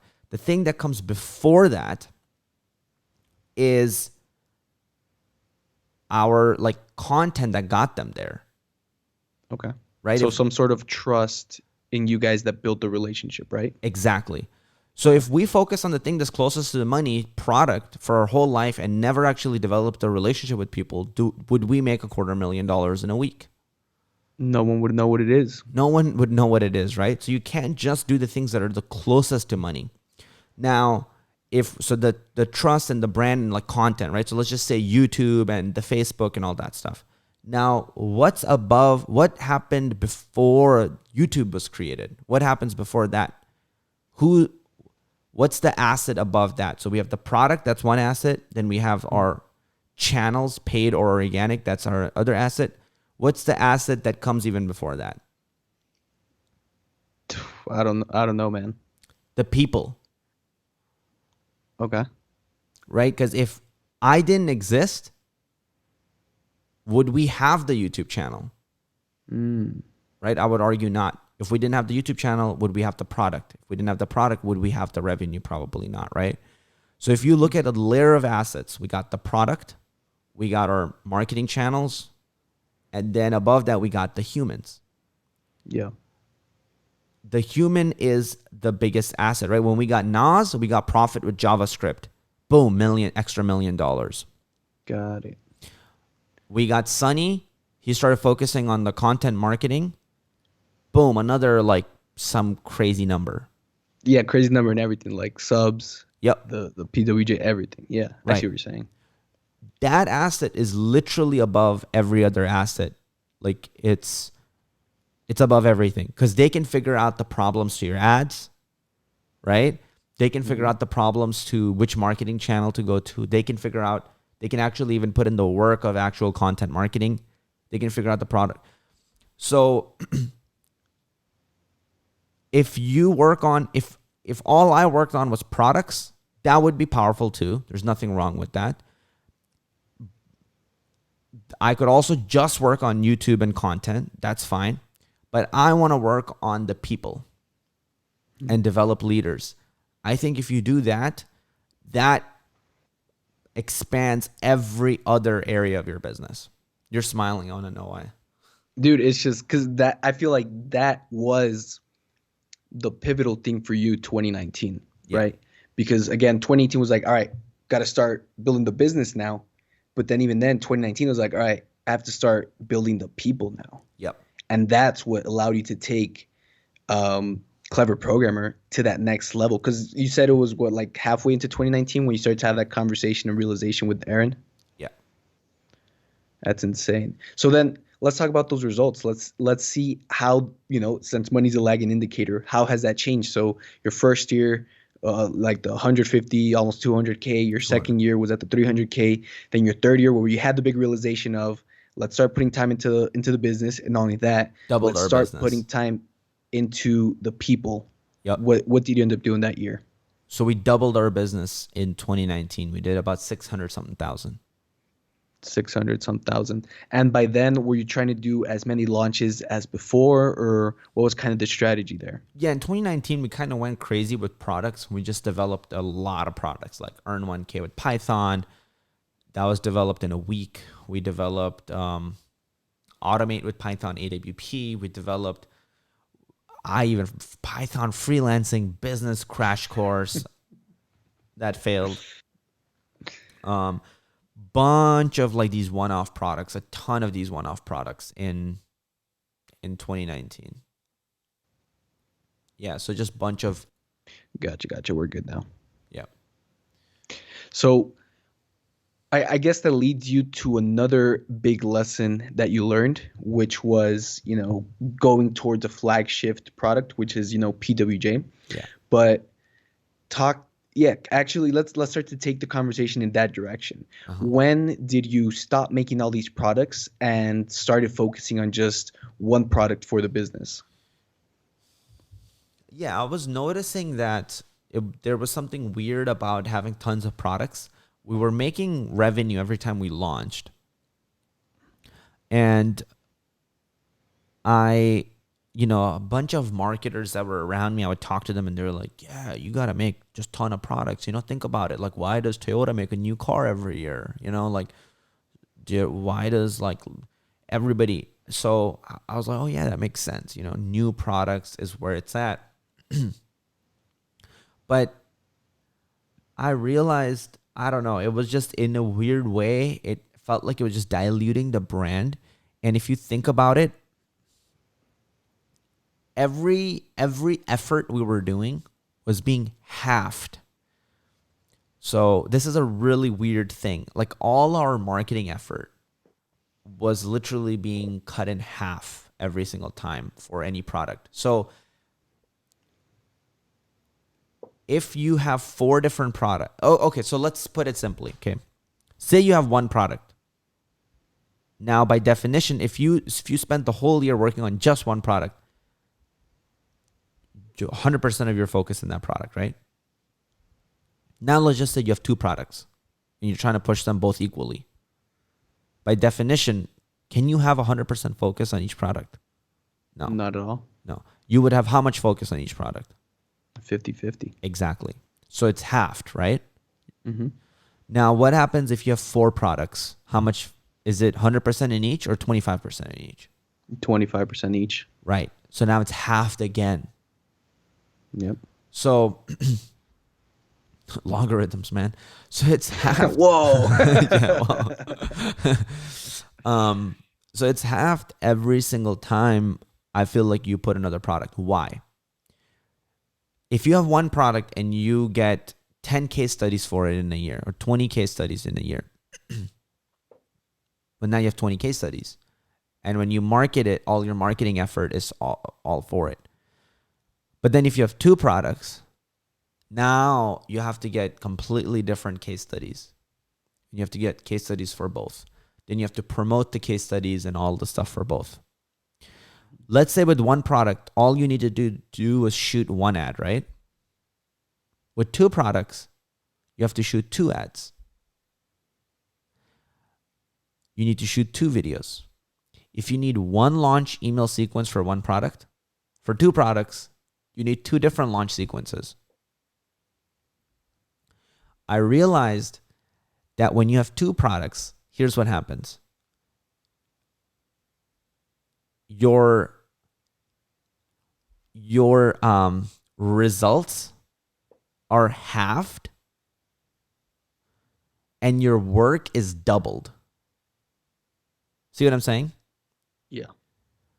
So, because it's not just 4 times the work, it's 16 times the work. You know what I mean? When you have 4 products, when you have two, so it's like everything gets doubled and halved in a negative way.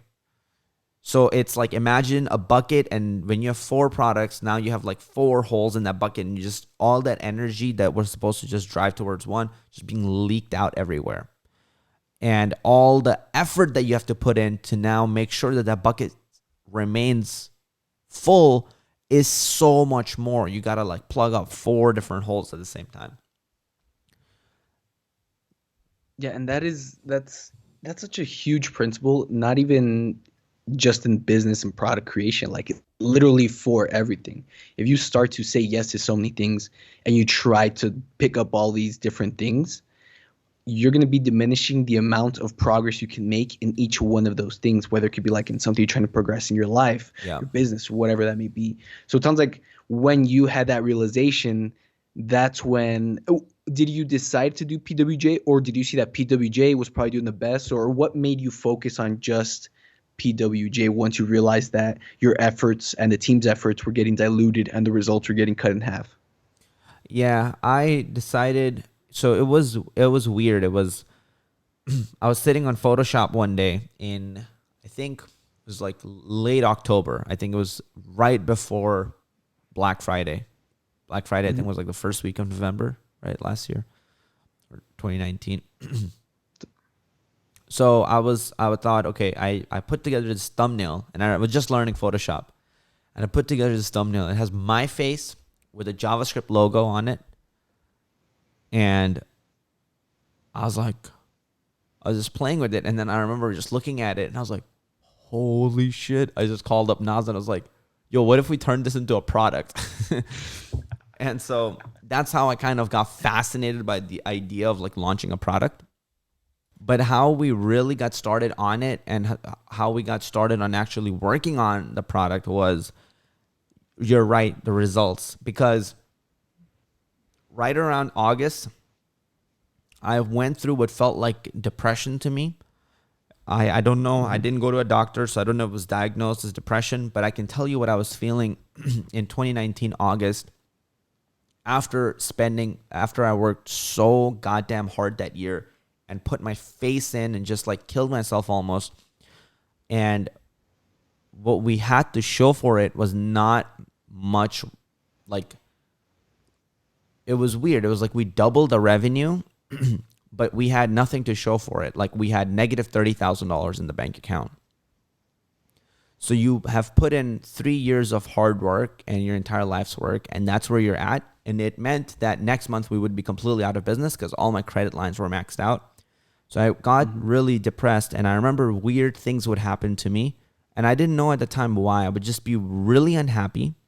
I would never want to get out of bed. I wanted to stay in bed as long as I possibly could. I just thought, I'm like, maybe I just want to watch more chess. There's nothing wrong with that.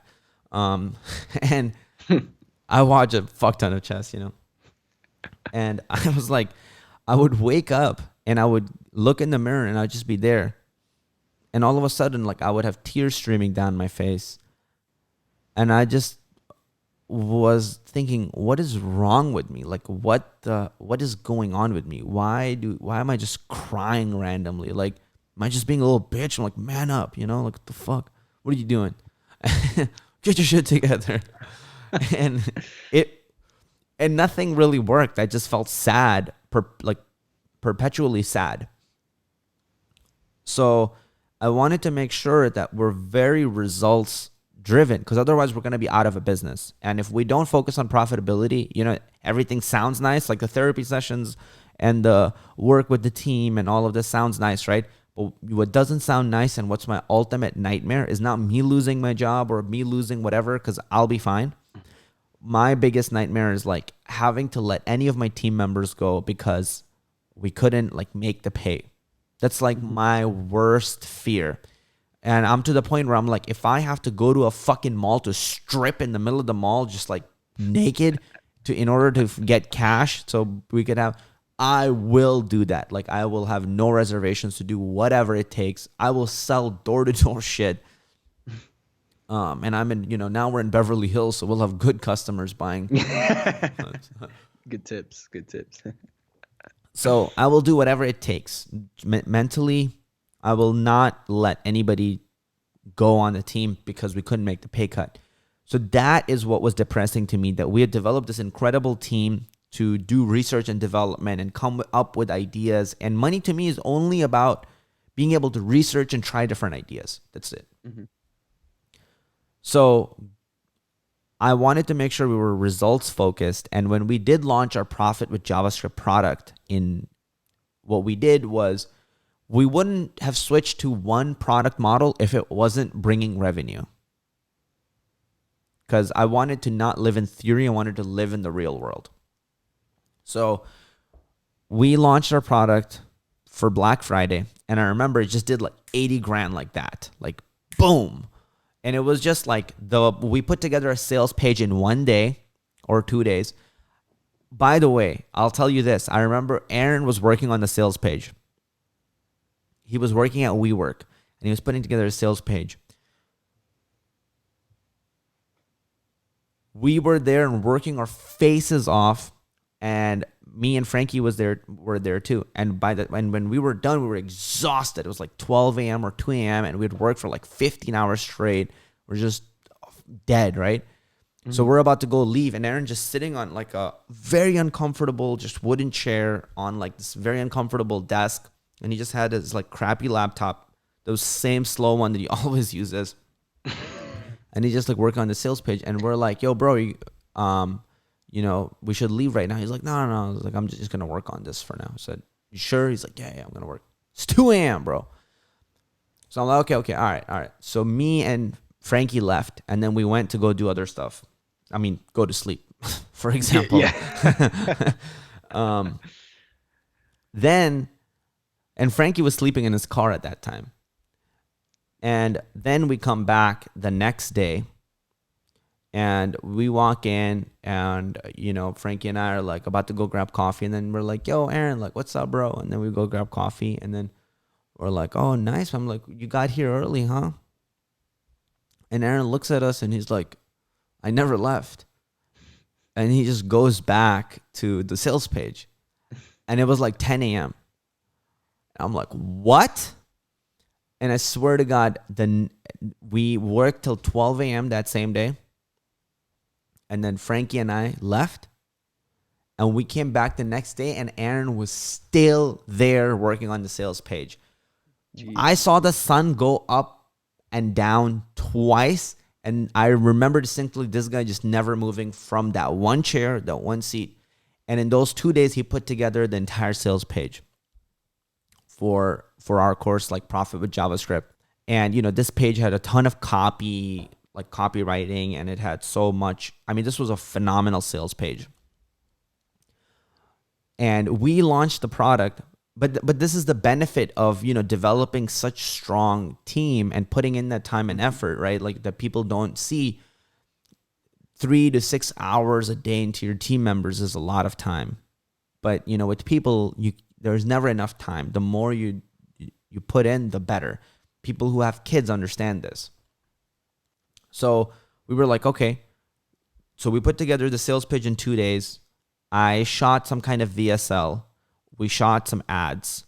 We wrote an email sequence. All this happened in a matter of 3 days. And then we just launched the product. We're just like, for Black Friday, let's just do a launch. So we did the launch for Black Friday, and we cleared about like 80,000. Man, there's so much to unpack in that last thing. But first, dude, I just want to say, like, I truly appreciate you being super vulnerable and being open about the challenges that you face. You know, how you said you felt like you went into depression, because that's reality, man. Like, sometimes shit's just hard, right? Mm-hmm. And you don't feel like you're doing well, or you just talk down to yourself and you become your hardest critic, and it's hard to get out of that, man. So I appreciate you sharing that part of your journey. And I also like how you always bring it back to results, right? Not just this woo-woo thing. You know, we talked a little bit about you have to be empathetic, but you also still have to deliver results, right? You have to be understanding, but it's also about how can we actually bring results to the customers? How can we make the product even better? How can we actually generate sales? Yeah. And finally, that last thing, I think that's so cool, because that's something that you and I talked about, and you always tell me, like, man, don't tell me the theory, show me the results, right? Because you're very result focused. Yeah. So I think that was so huge, because I remember 2019, basically you were like the Python dude, right? And it was all like, Papa Python was your Instagram handle for like a bit. I just remember something like that. I forgot what it was. But it's insane, because I remember when I started seeing your JavaScript products, I was like, what the hell happened? And like, you just started completely shifting that focus. But that's because you saw, you know, after Aaron and Frankie and the amazing team that is Clever Programmer just pulled those crazy, Aaron, the 2-nighter, not just the 1-nighter, one all-nighter. Yeah. You saw those results and you're like, this is it. This is the new direction, and this is the flagship. Yeah. That is insane. So after that, it was just all focus on PWJ. Yeah. So the product really crushed, and we 80k launch, you said, right? Yeah. So it was the 80K launch, and then I remember in January and February we started running ads and ton of cold ads, and we started working with like Los's team, is Los Hustle. And by the way, we're in 2020 now, right? January, February 2020. Yeah. So pre-COVID. Yeah. Is that cool? I'll move on to 2020. No, yeah. I just wanted to make sure that yes, we keep the timeline pre-COVID. Right. Yes. So we moved. So basically, we finished out the year pretty strong, 2019, and then 2020 we started running ads for PWJ. We still did a launch for, I think, some other product in February or something like that, like some AWP or some other product like that. And it did well. But I has really started to like think about, like, I was looking at our ads and I was scaling up our ads every single day. I would sit down and go through, and I started running it to cold audience. And when I say cold audience, what that means is like people who don't know you, and start running ads to them. Because Facebook, what it allows you to do is, you know, run ads to people who are on your email list, or people who have visited your website. Or if you are a digital marketer and you're listening to this, people don't really understand ads. Like, they just want to stay away from it as much as possible. I feel like we should do a podcast on ads themselves at some point. I'll write that down. There's a lot of like mental blockage that happens. And listening to Gary Vee a lot was that unlock for us in 2019. I remember Frankie, Aaron, and me sat down for 12 hours on one computer, just straight. And all we worked on was ads that day.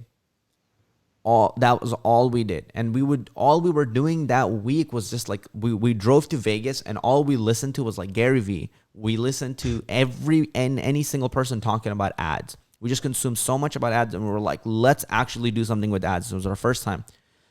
We launched one ad campaign, like one ad and ad set that day. Fast forward to today, that one ad set and one campaign that we had launched on about a $45,000 spend It has made us $350,000. Wow.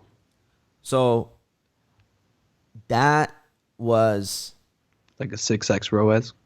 yeah, like insane ROAS. Yeah. So Yeah.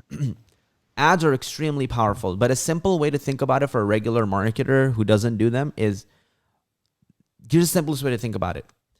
If you send an email and you get, let's say, an 18% open rate on your email, if you learn how to do ads the right way, your message, because what is an email? Just a message you send out to people, right? You just want them to find out about that message. If 18% of the people on your email list find out about that message, if you can run ads to the same people on your email list, just imagine now you get a 78% email open rate because they're scrolling on their Facebook and boom, now they see your message.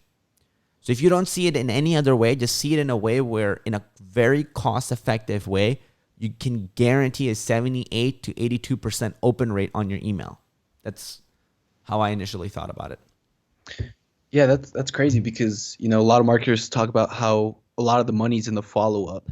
And by ads, you're basically doing a follow-up. It's just establishing those extra touch points with a potential buyer or future customer. So then it's crazy how you're able to scale that with ads. But so then it sounds like pre-COVID, 2020, then that's what the next pivot point for your business was. Let's start to scale. Like now we have all our focus in one thing. Let's start to scale it up. And that's where the pivotal point of let's focus on ads then, because that's the way that we can actually achieve that. Yep, exactly. And then as usual, COVID hit. So Yep. talk about that, please. Yeah, so we were scaling our ads, and we were scaling even on cold. We were getting a 2x ROAS and like return on ad spend. And we were spending 50,000 and we made over 100,000 in February, and I would just scale it up every single day. And I remember it was crazy because even our mentor was like, yo, on cold 2x is like really hard. Most people, even if they can break even on cold, is like a massive win. Mm-hmm. So we were just crushing it. And then COVID hit. It could be some other stuff. That's very possible. But it was too coincidental that as soon as COVID hit, boom, our ads like just stopped. The same ones that were just crushing. We were just slaying on ads. It was like we would spend 15 grand and make 100 grand. It was just stupid how much we were crushing. COVID hits, and then boom, we just done like March. By the time March and then April came around, our ad spend we were just like sometimes not even profitable, sometimes break even or below break even, which was just unheard of for us since we had started ads. Yeah. And so we pretty much just had to shut down ads because we're like, okay, now we need to have actual cash reserves. And we wanted to become just really intelligent with our...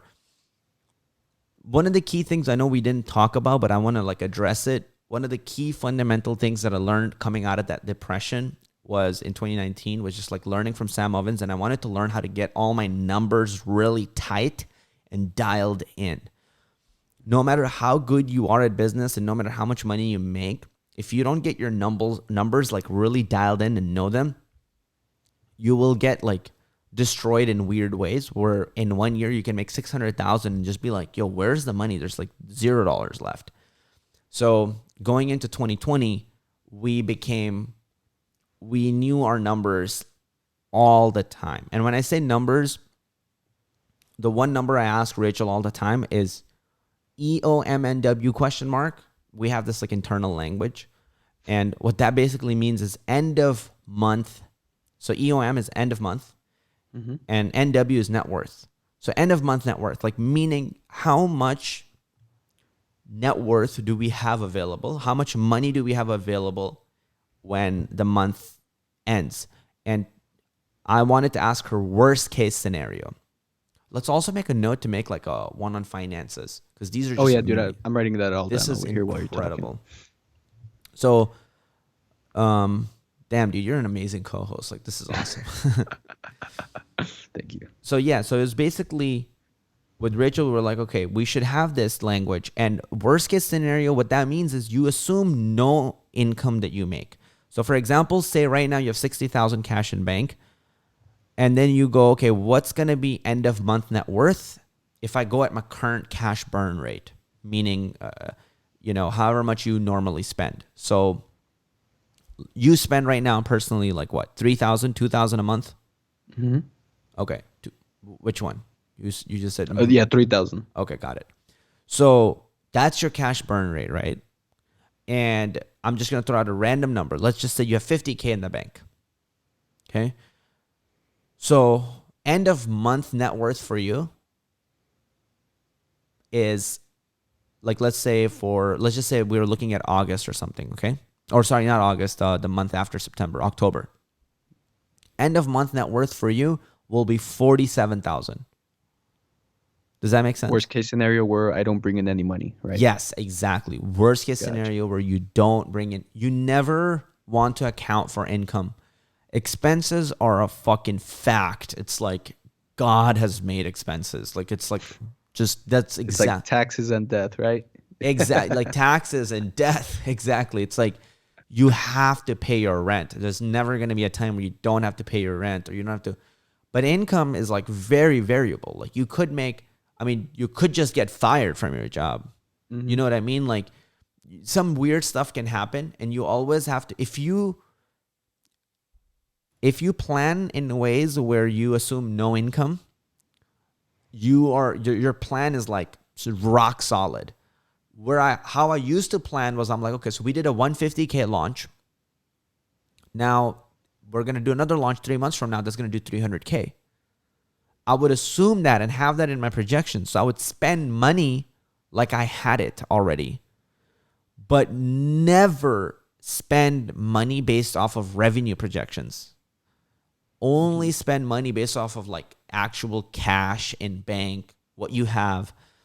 Because those are just hard lessons. Like it's not fun when you're running out of money. So I learned never have less than 3 to 6 month cash runway. And so for 2020, I was like, if we can just have a positive net worth of 50K or 100K in the entire year, like I am extremely, extremely happy. But the rate that we're going right now, we're gonna crush that goal.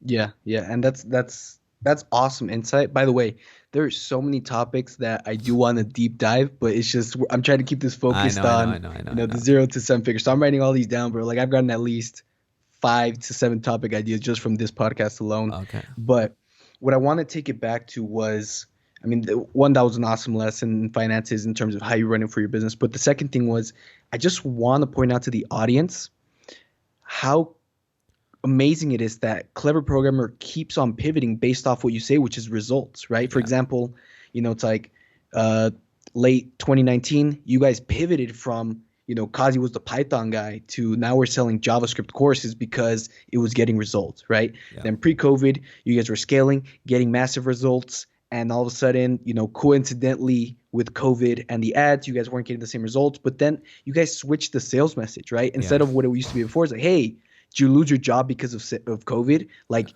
are you looking for something else because of COVID? Then, we got PWJ where we teach you how to become a freelancer, how to make your first dollar online, how to get your job. And I feel like these pivots that you've facilitated for Clever Programmer have just made it such a big deal for you to actually keep on progressing and keep moving forward. Yes. It's really like I love what you said and highlighted. It's a living, breathing organism. People treat it with this long-term planning, and a lot of the stuff is soulless. And I do feel like it's a very, very living, breathing thing. It's kind of like if you and I were boxing. You're going to throw punches at me. I can't have a plan 3 months in advance. When you throw a punch at my face, I have to maybe forget about the plan I had and duck out of the way. That's kind of like when we made 600,000 and had negative 30 in the bank. We got punched in the fucking mouth because we had some kind of plan. We're like, oh shit, we have to learn how to duck. Otherwise, you lose your eye, aka you lose your teammates, or like you fall on the floor, you get a concussion, aka like lose your business, and then like have to start all over again. Like, business? Did I have a business? Oh, I don't know. I can't remember. So you have to not only be good at attacking, but you have to be really good at defense. Because all I learned in the first few years was attack. But then, like, no great team doesn't have a great defense. Every soccer team, every basketball team have like incredible defense, right? And so knowing your numbers is like defense. That's like makes you so damn good. Like you become Division 1 fucking all-star team, because now not only do you have a bunch of people who are great at attacking, but you have a bunch of people who just understand the numbers inside out and can. I mean, there's still a lot more to learn. Like that's not the only. We're not done learning, but I really felt like that was just a very key component. And then, yeah, you're right. In 2020, we switched over to JavaScript and just started going all in. And we just kind of let go of every other product and just started focusing on this. And every video we would make, because I really thought about it, right? Like if we make 100 videos in a year, if there are 4 different products, each product only gets 25. The results get halved. The sales get halved. That's another thing I didn't mention. The sales also get halved because you get exponential results from one good product, right? Like, how many sales does Apple make from their iPhone versus, like, let's say their freaking, iPad or some other product? Like their iPhone probably makes the most amount of sales, and then it's something else. So a lot of Steve Jobs' decisions were, even if you look at his autobiography and listen to it, a lot of it is with him cutting off so many things, not doing so many things. So for us, it was like, what if we made it so we just had one product, and that way if we make 100 videos in a year, they're all for that one product. And then it all works evergreen. Then everybody that talks about in Reddit and everybody that's mentioning our courses through just organic and trust base, it's always just one thing, PWJ. What if in 2, 3, 4, 5 years from now, the only thing they think when they think of us is like JavaScript, right? Or PWJ, profit with JavaScript. That's the only thing that they anchor with us anytime they come across. So that's why we kind of wanted to go the route of one product. It gets the entire team's focus there as well, and everybody gets really behind it. Even internally, I've noticed that people start losing loyalty to products because there's so many different products. The team can't get behind that. But when there's one product, like Nas has so much loyalty to it, and Sunny has so much loyalty to it, and I have so much loyalty. And then like Junie and Isabel and the whole customer support team and the entire, everybody just believes in it. And so there's a lot of amazing things that we kind of discovered. But here's what I'll also tell you. Short term, you make less money. But it's a lot. Go ahead. And I think that kind of goes similar to like building a brand versus just selling what's hot, right? Yeah. Because if you're building that one product, you're building it over time, right? You're just not trying to focus on just hyping it up, selling, and then switching to something else. Yeah. It sounds very similar to building a brand. And like you said, it's something that in 5 years, people associate PWJ to clever programmer, right? Yes. In itself, the course kind of becomes like its own thing. Yeah. It becomes its own brand. Just like Apple and iPhone. iPhone is like its own brand. Exactly. Which, I mean, I can only imagine it was pretty hard because that means that you had to put those other projects, those other courses on the back burner. Really hard because you spent your whole life fucking making them. Yeah. And promoting them. And launching them time after time. It's just like you have 3 kids and you have to fucking send 2 to like, That's horrible. Like, go live in the aunt's house. We'll pick you up in a few years, maybe not. You know what I mean? Like, just give them up for adoption or something. It's really hard. Yeah, but that's the truth, man. Like, that's what allowed CP to explode since 2019. But it's right, dude. I mean, those are your babies. Those are CP's babies. You just like, I mean, in your case, you probably had more like 10 children because you built so many damn courses, and you're like, all right, well, I got to focus on this one child, your favorite child, Yeah, I was just the one that laughing. gets the most results, Yeah, the child that gets the most results. the one that Hey, gets all the A's in class. That's the one I'm gonna stick with. hell yeah, bro. It was funny because it made me realize in 2018 I had multiple products and I also had multiple girlfriends. In Mhm. 2019 I had one girlfriend and one product. Hey, there we go. Hey, And parallels to life, man. yeah, It just all that's how it works. learned commitment, in 2019. But just like, here's a good analogy, okay? If you're dating a bunch of girls at the same time, it's a lot of fun. It's way more exciting than dating one person at one time. Way more fun, way more exciting. Short term, just like having multiple products, it's way more exciting to have multiple products. You're always launching, you're always coming up with something new and hot. And short term, you have a lot of cash. But what happens is if you're diluting your attention between a bunch of different girlfriends, you can't really deeply grow with one person and have a lot of depth to that relationship. I feel like with products, it's similar. You can't have that depth and that strong branding with one product. So how I feel like I've emotionally grown in a relationship with one person, and you have to pick the right person, right? Mhm. Just like you have to pick the right one product. If you pick some dumb shit, you're going to be in trouble both in personal life and business. So those are, I feel like, the parallels to the short-term cash and having multiple, but the long-term with one, I feel like is a lot more powerful. Yeah, I totally agree, man. And that is such a huge lesson that you had to learn there by just committing to it, right? Just committing to JavaScript, just sticking to it because of the initial results and then being able to see where it takes you. But I Yep. guess so now let's take it back to a couple numbers to kind of establish where we're at. So we're talking 2017, 18, 19, you were able to double your business revenue, but 2019 was like, man, I feel like 2019 was the year for you, which I think you mentioned was just like you're just going to work in the business. It's complete shift. You had those two major pivots from you're actually going to focus on the people, you're going to build people that's going to allow you to build an amazing product, an amazing business.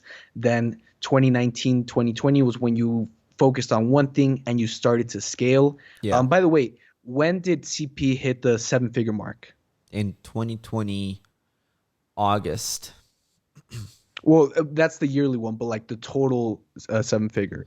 Oh, total was 2019, I think middle of the year at some point in 2019. And I have a video where we all like lost our minds and we're fucking screaming because we were all there. The whole team was there. And I hit refresh and we saw it go from, 1 comma to like 2 commas. Yeah. And like, it was like 1 million something. Whoa. Like going crazy, screaming, zooming in, zooming out. So I'm glad that those memories are like kind of etched in stone. Mhm. But yeah, So with Clever Programmer, it took you like what was that, 3.5 years to hit your first seven figures? 3 years? 2017, 2018, 2.5, right? 2.5 Okay, years. It's 2.5 years. 2017, And 2018, and then then half of 2019. gotcha. And then 2020 became the first year where you actually hit seven figures in less than a year, right? Yeah, we hit, we broke $1 million in like August. That was In August. So insane. 8 8 months in, months. dude, that is Zero to insane. And what? that's insane. That's insane. But that shows the power of these realizations you had of you need to build the right team. Like you need to have the right people. You need to have the right communication with the right people. You need to make sure your business is aligned with one product and all the focus and energy go into one product. You need to learn the skill sets to be able to actually market and sell properly. And not only that, but being able to scale that product. And it Yeah. sounds like it was 2020 where these things started to come together because that's when you just had insane results. And even then, just with this launch alone that we're still going through, Yeah. we're on track to literally what are we on track to do right now? Do you happen to know those numbers? We have done over $250,000 in Oh shit, we already hit that? oh bro. My bad. It's because I'm not at the house anymore. No, it's all good. Which No. is insane because, dude, like that was the goal. Like starting off, I remember we're outside at the Starbucks, and you're asking everyone, all right, bro, what should be the goal of Yeah. this? What should be the goal of this? And Frankie and I, we set the highest numbers. We're like $250,000, and then everyone's like, nah, dude, that's not. Yeah. I don't know if that's gonna happen, dude. Right. I mean, it's like, it was just like a bullshit goal that we kind of all set up, you know, because there's been so many times, like I've set goals for like 600,000, like believed it, and like did Tony Robbins incantations, and I was like, we're gonna make $600,000 this launch, like I will not settle for anything less, like. You start beating your chest. But then you do 150 grand, you're like depressed, and I'm like, Yeah. all matter, like if you set your expectations wrong, you're going to be unhappy, then it crushes team morale. Also, we're going to put in maximum effort anyway. Like I don't care if my goal is high or if my goal is low. I'm going to put in maximum effort anyway. So I'm like, personally for me, everybody was like, we're going to do $250,000. I'm like, if we do 7,000 in this launch in this entire month, we will be lucky. So I set myself up to win, you know, and then I just put in maximum work, and then what happens. And I had already with Rachel financially planned for a $7,000 launch. Mm-hmm. So I was like, we were financially ready for it. I knew that if we did a $7,000 launch, we would still have 3 months of cash runway for the business to run. And I was already planning like what our next move needs to be for the next month. But all of a sudden we just opened the doors, and just Jesus Christ, like the craziest launch on the planet. Like I can't believe it when I look at the numbers, and it's like $250,000, all almost pure profit. Like there's very little ads. So, you know, on 30, maybe 27K ad spend.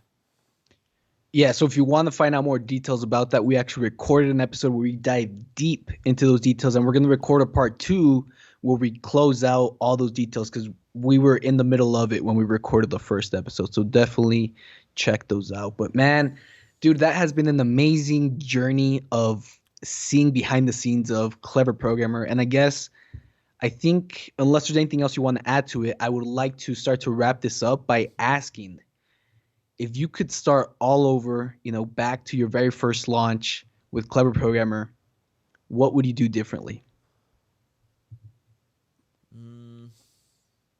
I know there's so many lessons learned. There was just a lot of trials and tribulations that you had to go through, a lot of lessons that you had to learn by yourself, through mentors, whatever that may be.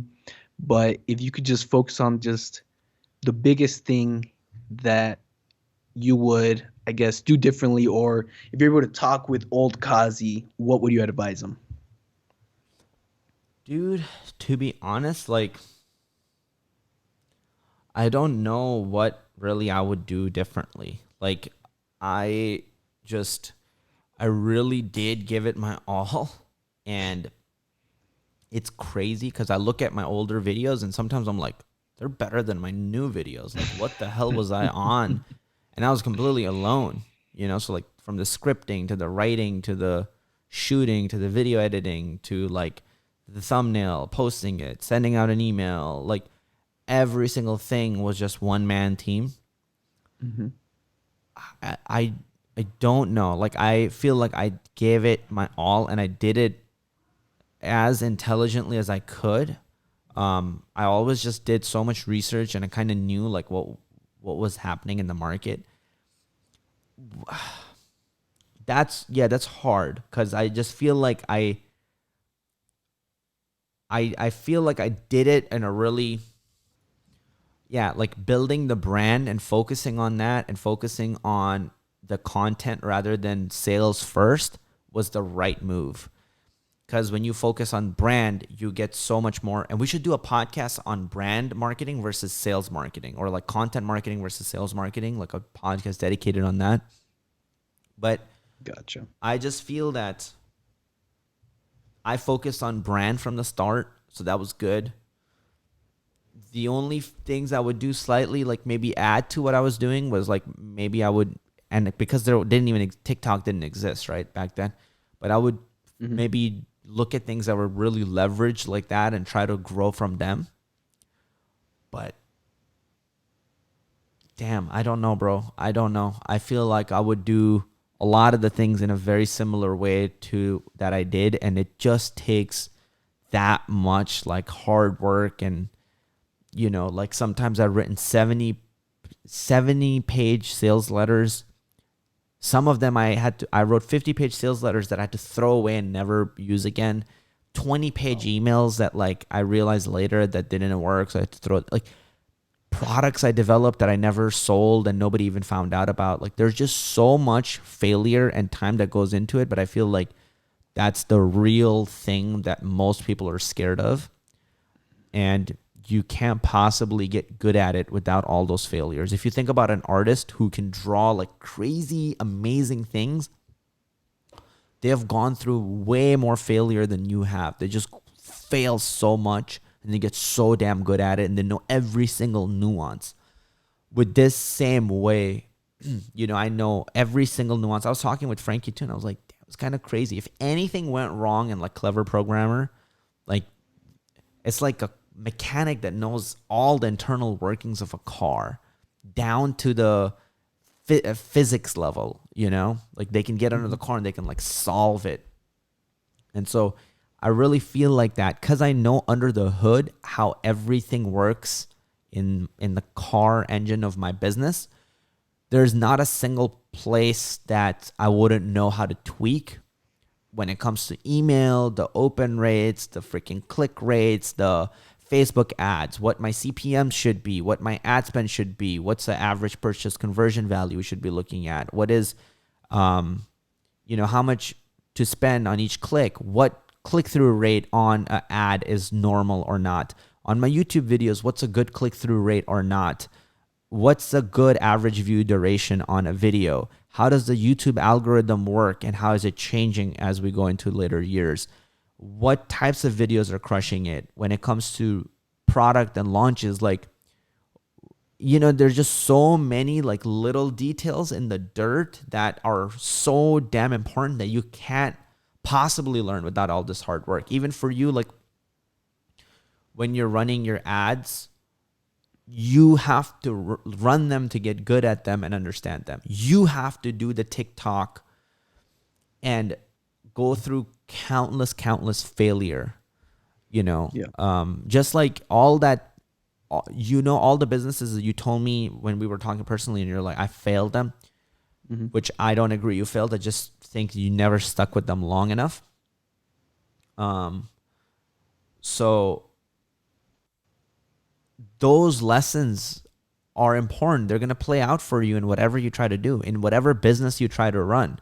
Somebody else who's starting from scratch, even though on paper you guys might look the same, you both might have $0 in revenue of your new business, but you're like years beyond them. You just won't see it until cash comes in your bank. Then you'll believe it. But you're years and years beyond just because you had put in so much time to fail. I just feel like putting in the time to fail, setting really low expectations is key. My goal when I even started my business was in 2017, I want to fail 5 businesses. Why? Just because when I die, I don't want to have a regret. I want to be able to say I failed 5 businesses I tried. But then anything above failure is a win. So then what happens? I'm in an emotionally happy mental state, and then I want to just keep doing more and keep crushing more, and then you just get on the high momentum that you talked about in your TikTok, which was awesome. Yeah. Positive momentum, negative momentum. So I don't really think I would do anything differently. How hard I worked makes me nervous right now and anxious to think if I had to go there again. I don't know if I have it in me to fucking work. It was insane what I did. And like, even, sometimes you're like, you do something, you maybe have to work for a final paper and you studied so damn hard, or maybe and you're like, how? Yeah, even at your job, like you're developing this plugin and all this stuff, and you look back after weeks later or months later, and you're like, how the hell did I do that? Like, I can't even do that now, I think. So Yeah. That's Yeah, and that's definitely a fair answer. There's so many lessons learned. So actually, let me switch up the answer in this way. Moving forward from today, from after this launch, what is probably going to be your single biggest focus? Because I understand, like the past, you learned so much from that you probably wouldn't want to try to change anything because there's so much value in all those little nuances. Yeah. So looking forward, what do you think is going to be the big? Wait. So moving moving forward, what do you see being the biggest focus? Because like I said, I understand looking back, there's so many things that you learned from that and you probably don't want to change that. So what is that going to look like for you, for Clever Programmer? What are you going to focus on? What's really exciting about this podcast is it's giving me so much clarity as I'm actually speaking. Awesome. So like regardless of even hopefully somebody gets value out of it, but No one listens. yeah, zero. But like I feel like the value is already done, even if there literally nobody listened. There's always so many moving parts. Like what is truly the biggest thing to focus on? And honestly, if I had to really narrow it down, there's tons of things that I'm going to be doing, a lot of them. But I think one of the really big things I can focus on now that we have some cash and some runway, I think that the best thing I could focus on is team. For me specifically, that means one-on-one calls with almost every team member every week, forever. Second is looking for talent and just like being very aggressively looking for talent, like going through interviews on a daily basis almost, and developing better systems and processes to actually hire people. And maybe we should develop a system too. And sometimes I should go through an interview with them, and maybe you should go and interview with them at some point. But yeah, just like a good process for getting incredible members on the team. I think that is the next biggest thing. Because if I really look back at it, Aaron and Frankie, when they came into the business doubled. When Nas and Sunny came into the business doubled again. So, and it's not just Nas and Sunny, it's like Junie and Isabel and, Stephanie and Dawn, and it's like a whole lot of people that are extremely talented. As they got into the team, the business doubled or tripled. So I want to focus on, I think if I just focus on that side of things and keeping everybody emotionally in the right place and like ready to crush it, I think that would be the biggest thing to focus on. Developing That's leaders. awesome, man. Yeah, because that goes back to, that layers that you took it to, right? Sale, product, channel, building the trust, people, right? And it sounds like focusing on the people is what's giving you the most ROI, since you had that pivotal moment with the Grant Cardone conference. And it looks like, I think that's definitely something that is going to be worth it. And a huge, what was that, the money indicator, or the money's a financial or So money is a lagging indicator of skill and value. Exactly. So as you're building the CP skill and value over time, it's just, you've been keeping up 2x growth rate per year for CP. This year, you probably passed the 2x. You're probably talking about maybe 5x, potentially even more. But that's because you're bringing in so many skilled people into the team. So that is such an awesome outlook to have, man. Yeah, because for me, it's the team that matters more than, even like in a weird way, even more than Clever Programmer. Because if we have an amazing team, it doesn't matter what we go on to do in life. Most people are like, oh, I don't want to be a programmer for the rest of my life. But I'm humble, and I'm appreciative of the opportunity I'm given by the world and the gods of algorithm, the YouTube algorithm, and like all this, right? And I'm given this opportunity to be able to help people. So I want to keep doing that and not be ungrateful for it. At the same time, if I just focus all on the team, 5 years from now, if we want to pivot and start another business, with this team, we can actually do that and crush it. So the team to me is the ultimate asset, and I'm really driven by like developing leaders. Man, that is awesome, man. I'm looking forward to seeing the team grow these next couple of years, man. But I guess to close it off, is there anything else you feel that we missed on your journey from 0 to 7 figures for Clever Programmer? I think that sums it up. Yeah, I think what's like 2.5 hours of content. Let's see. Yeah. Let's see who listens. We should leave like a little Easter egg right now to see who listened to Say it all the potatoes. way through. DM us potatoes on Instagram. Yo, if you DM us potatoes on Potato Instagram, cookies. That's the DM. Potato cookies. potato cookies. But if you do happen to be listening to this, it would be awesome if you could just take a screenshot if you're getting a lot of value. Actually, it might be worth adding what we're saying right now sometime inside the podcast in case you don't get that long. But if you do happen, take a screenshot, tag us. Qazi, what's the Instagram handle?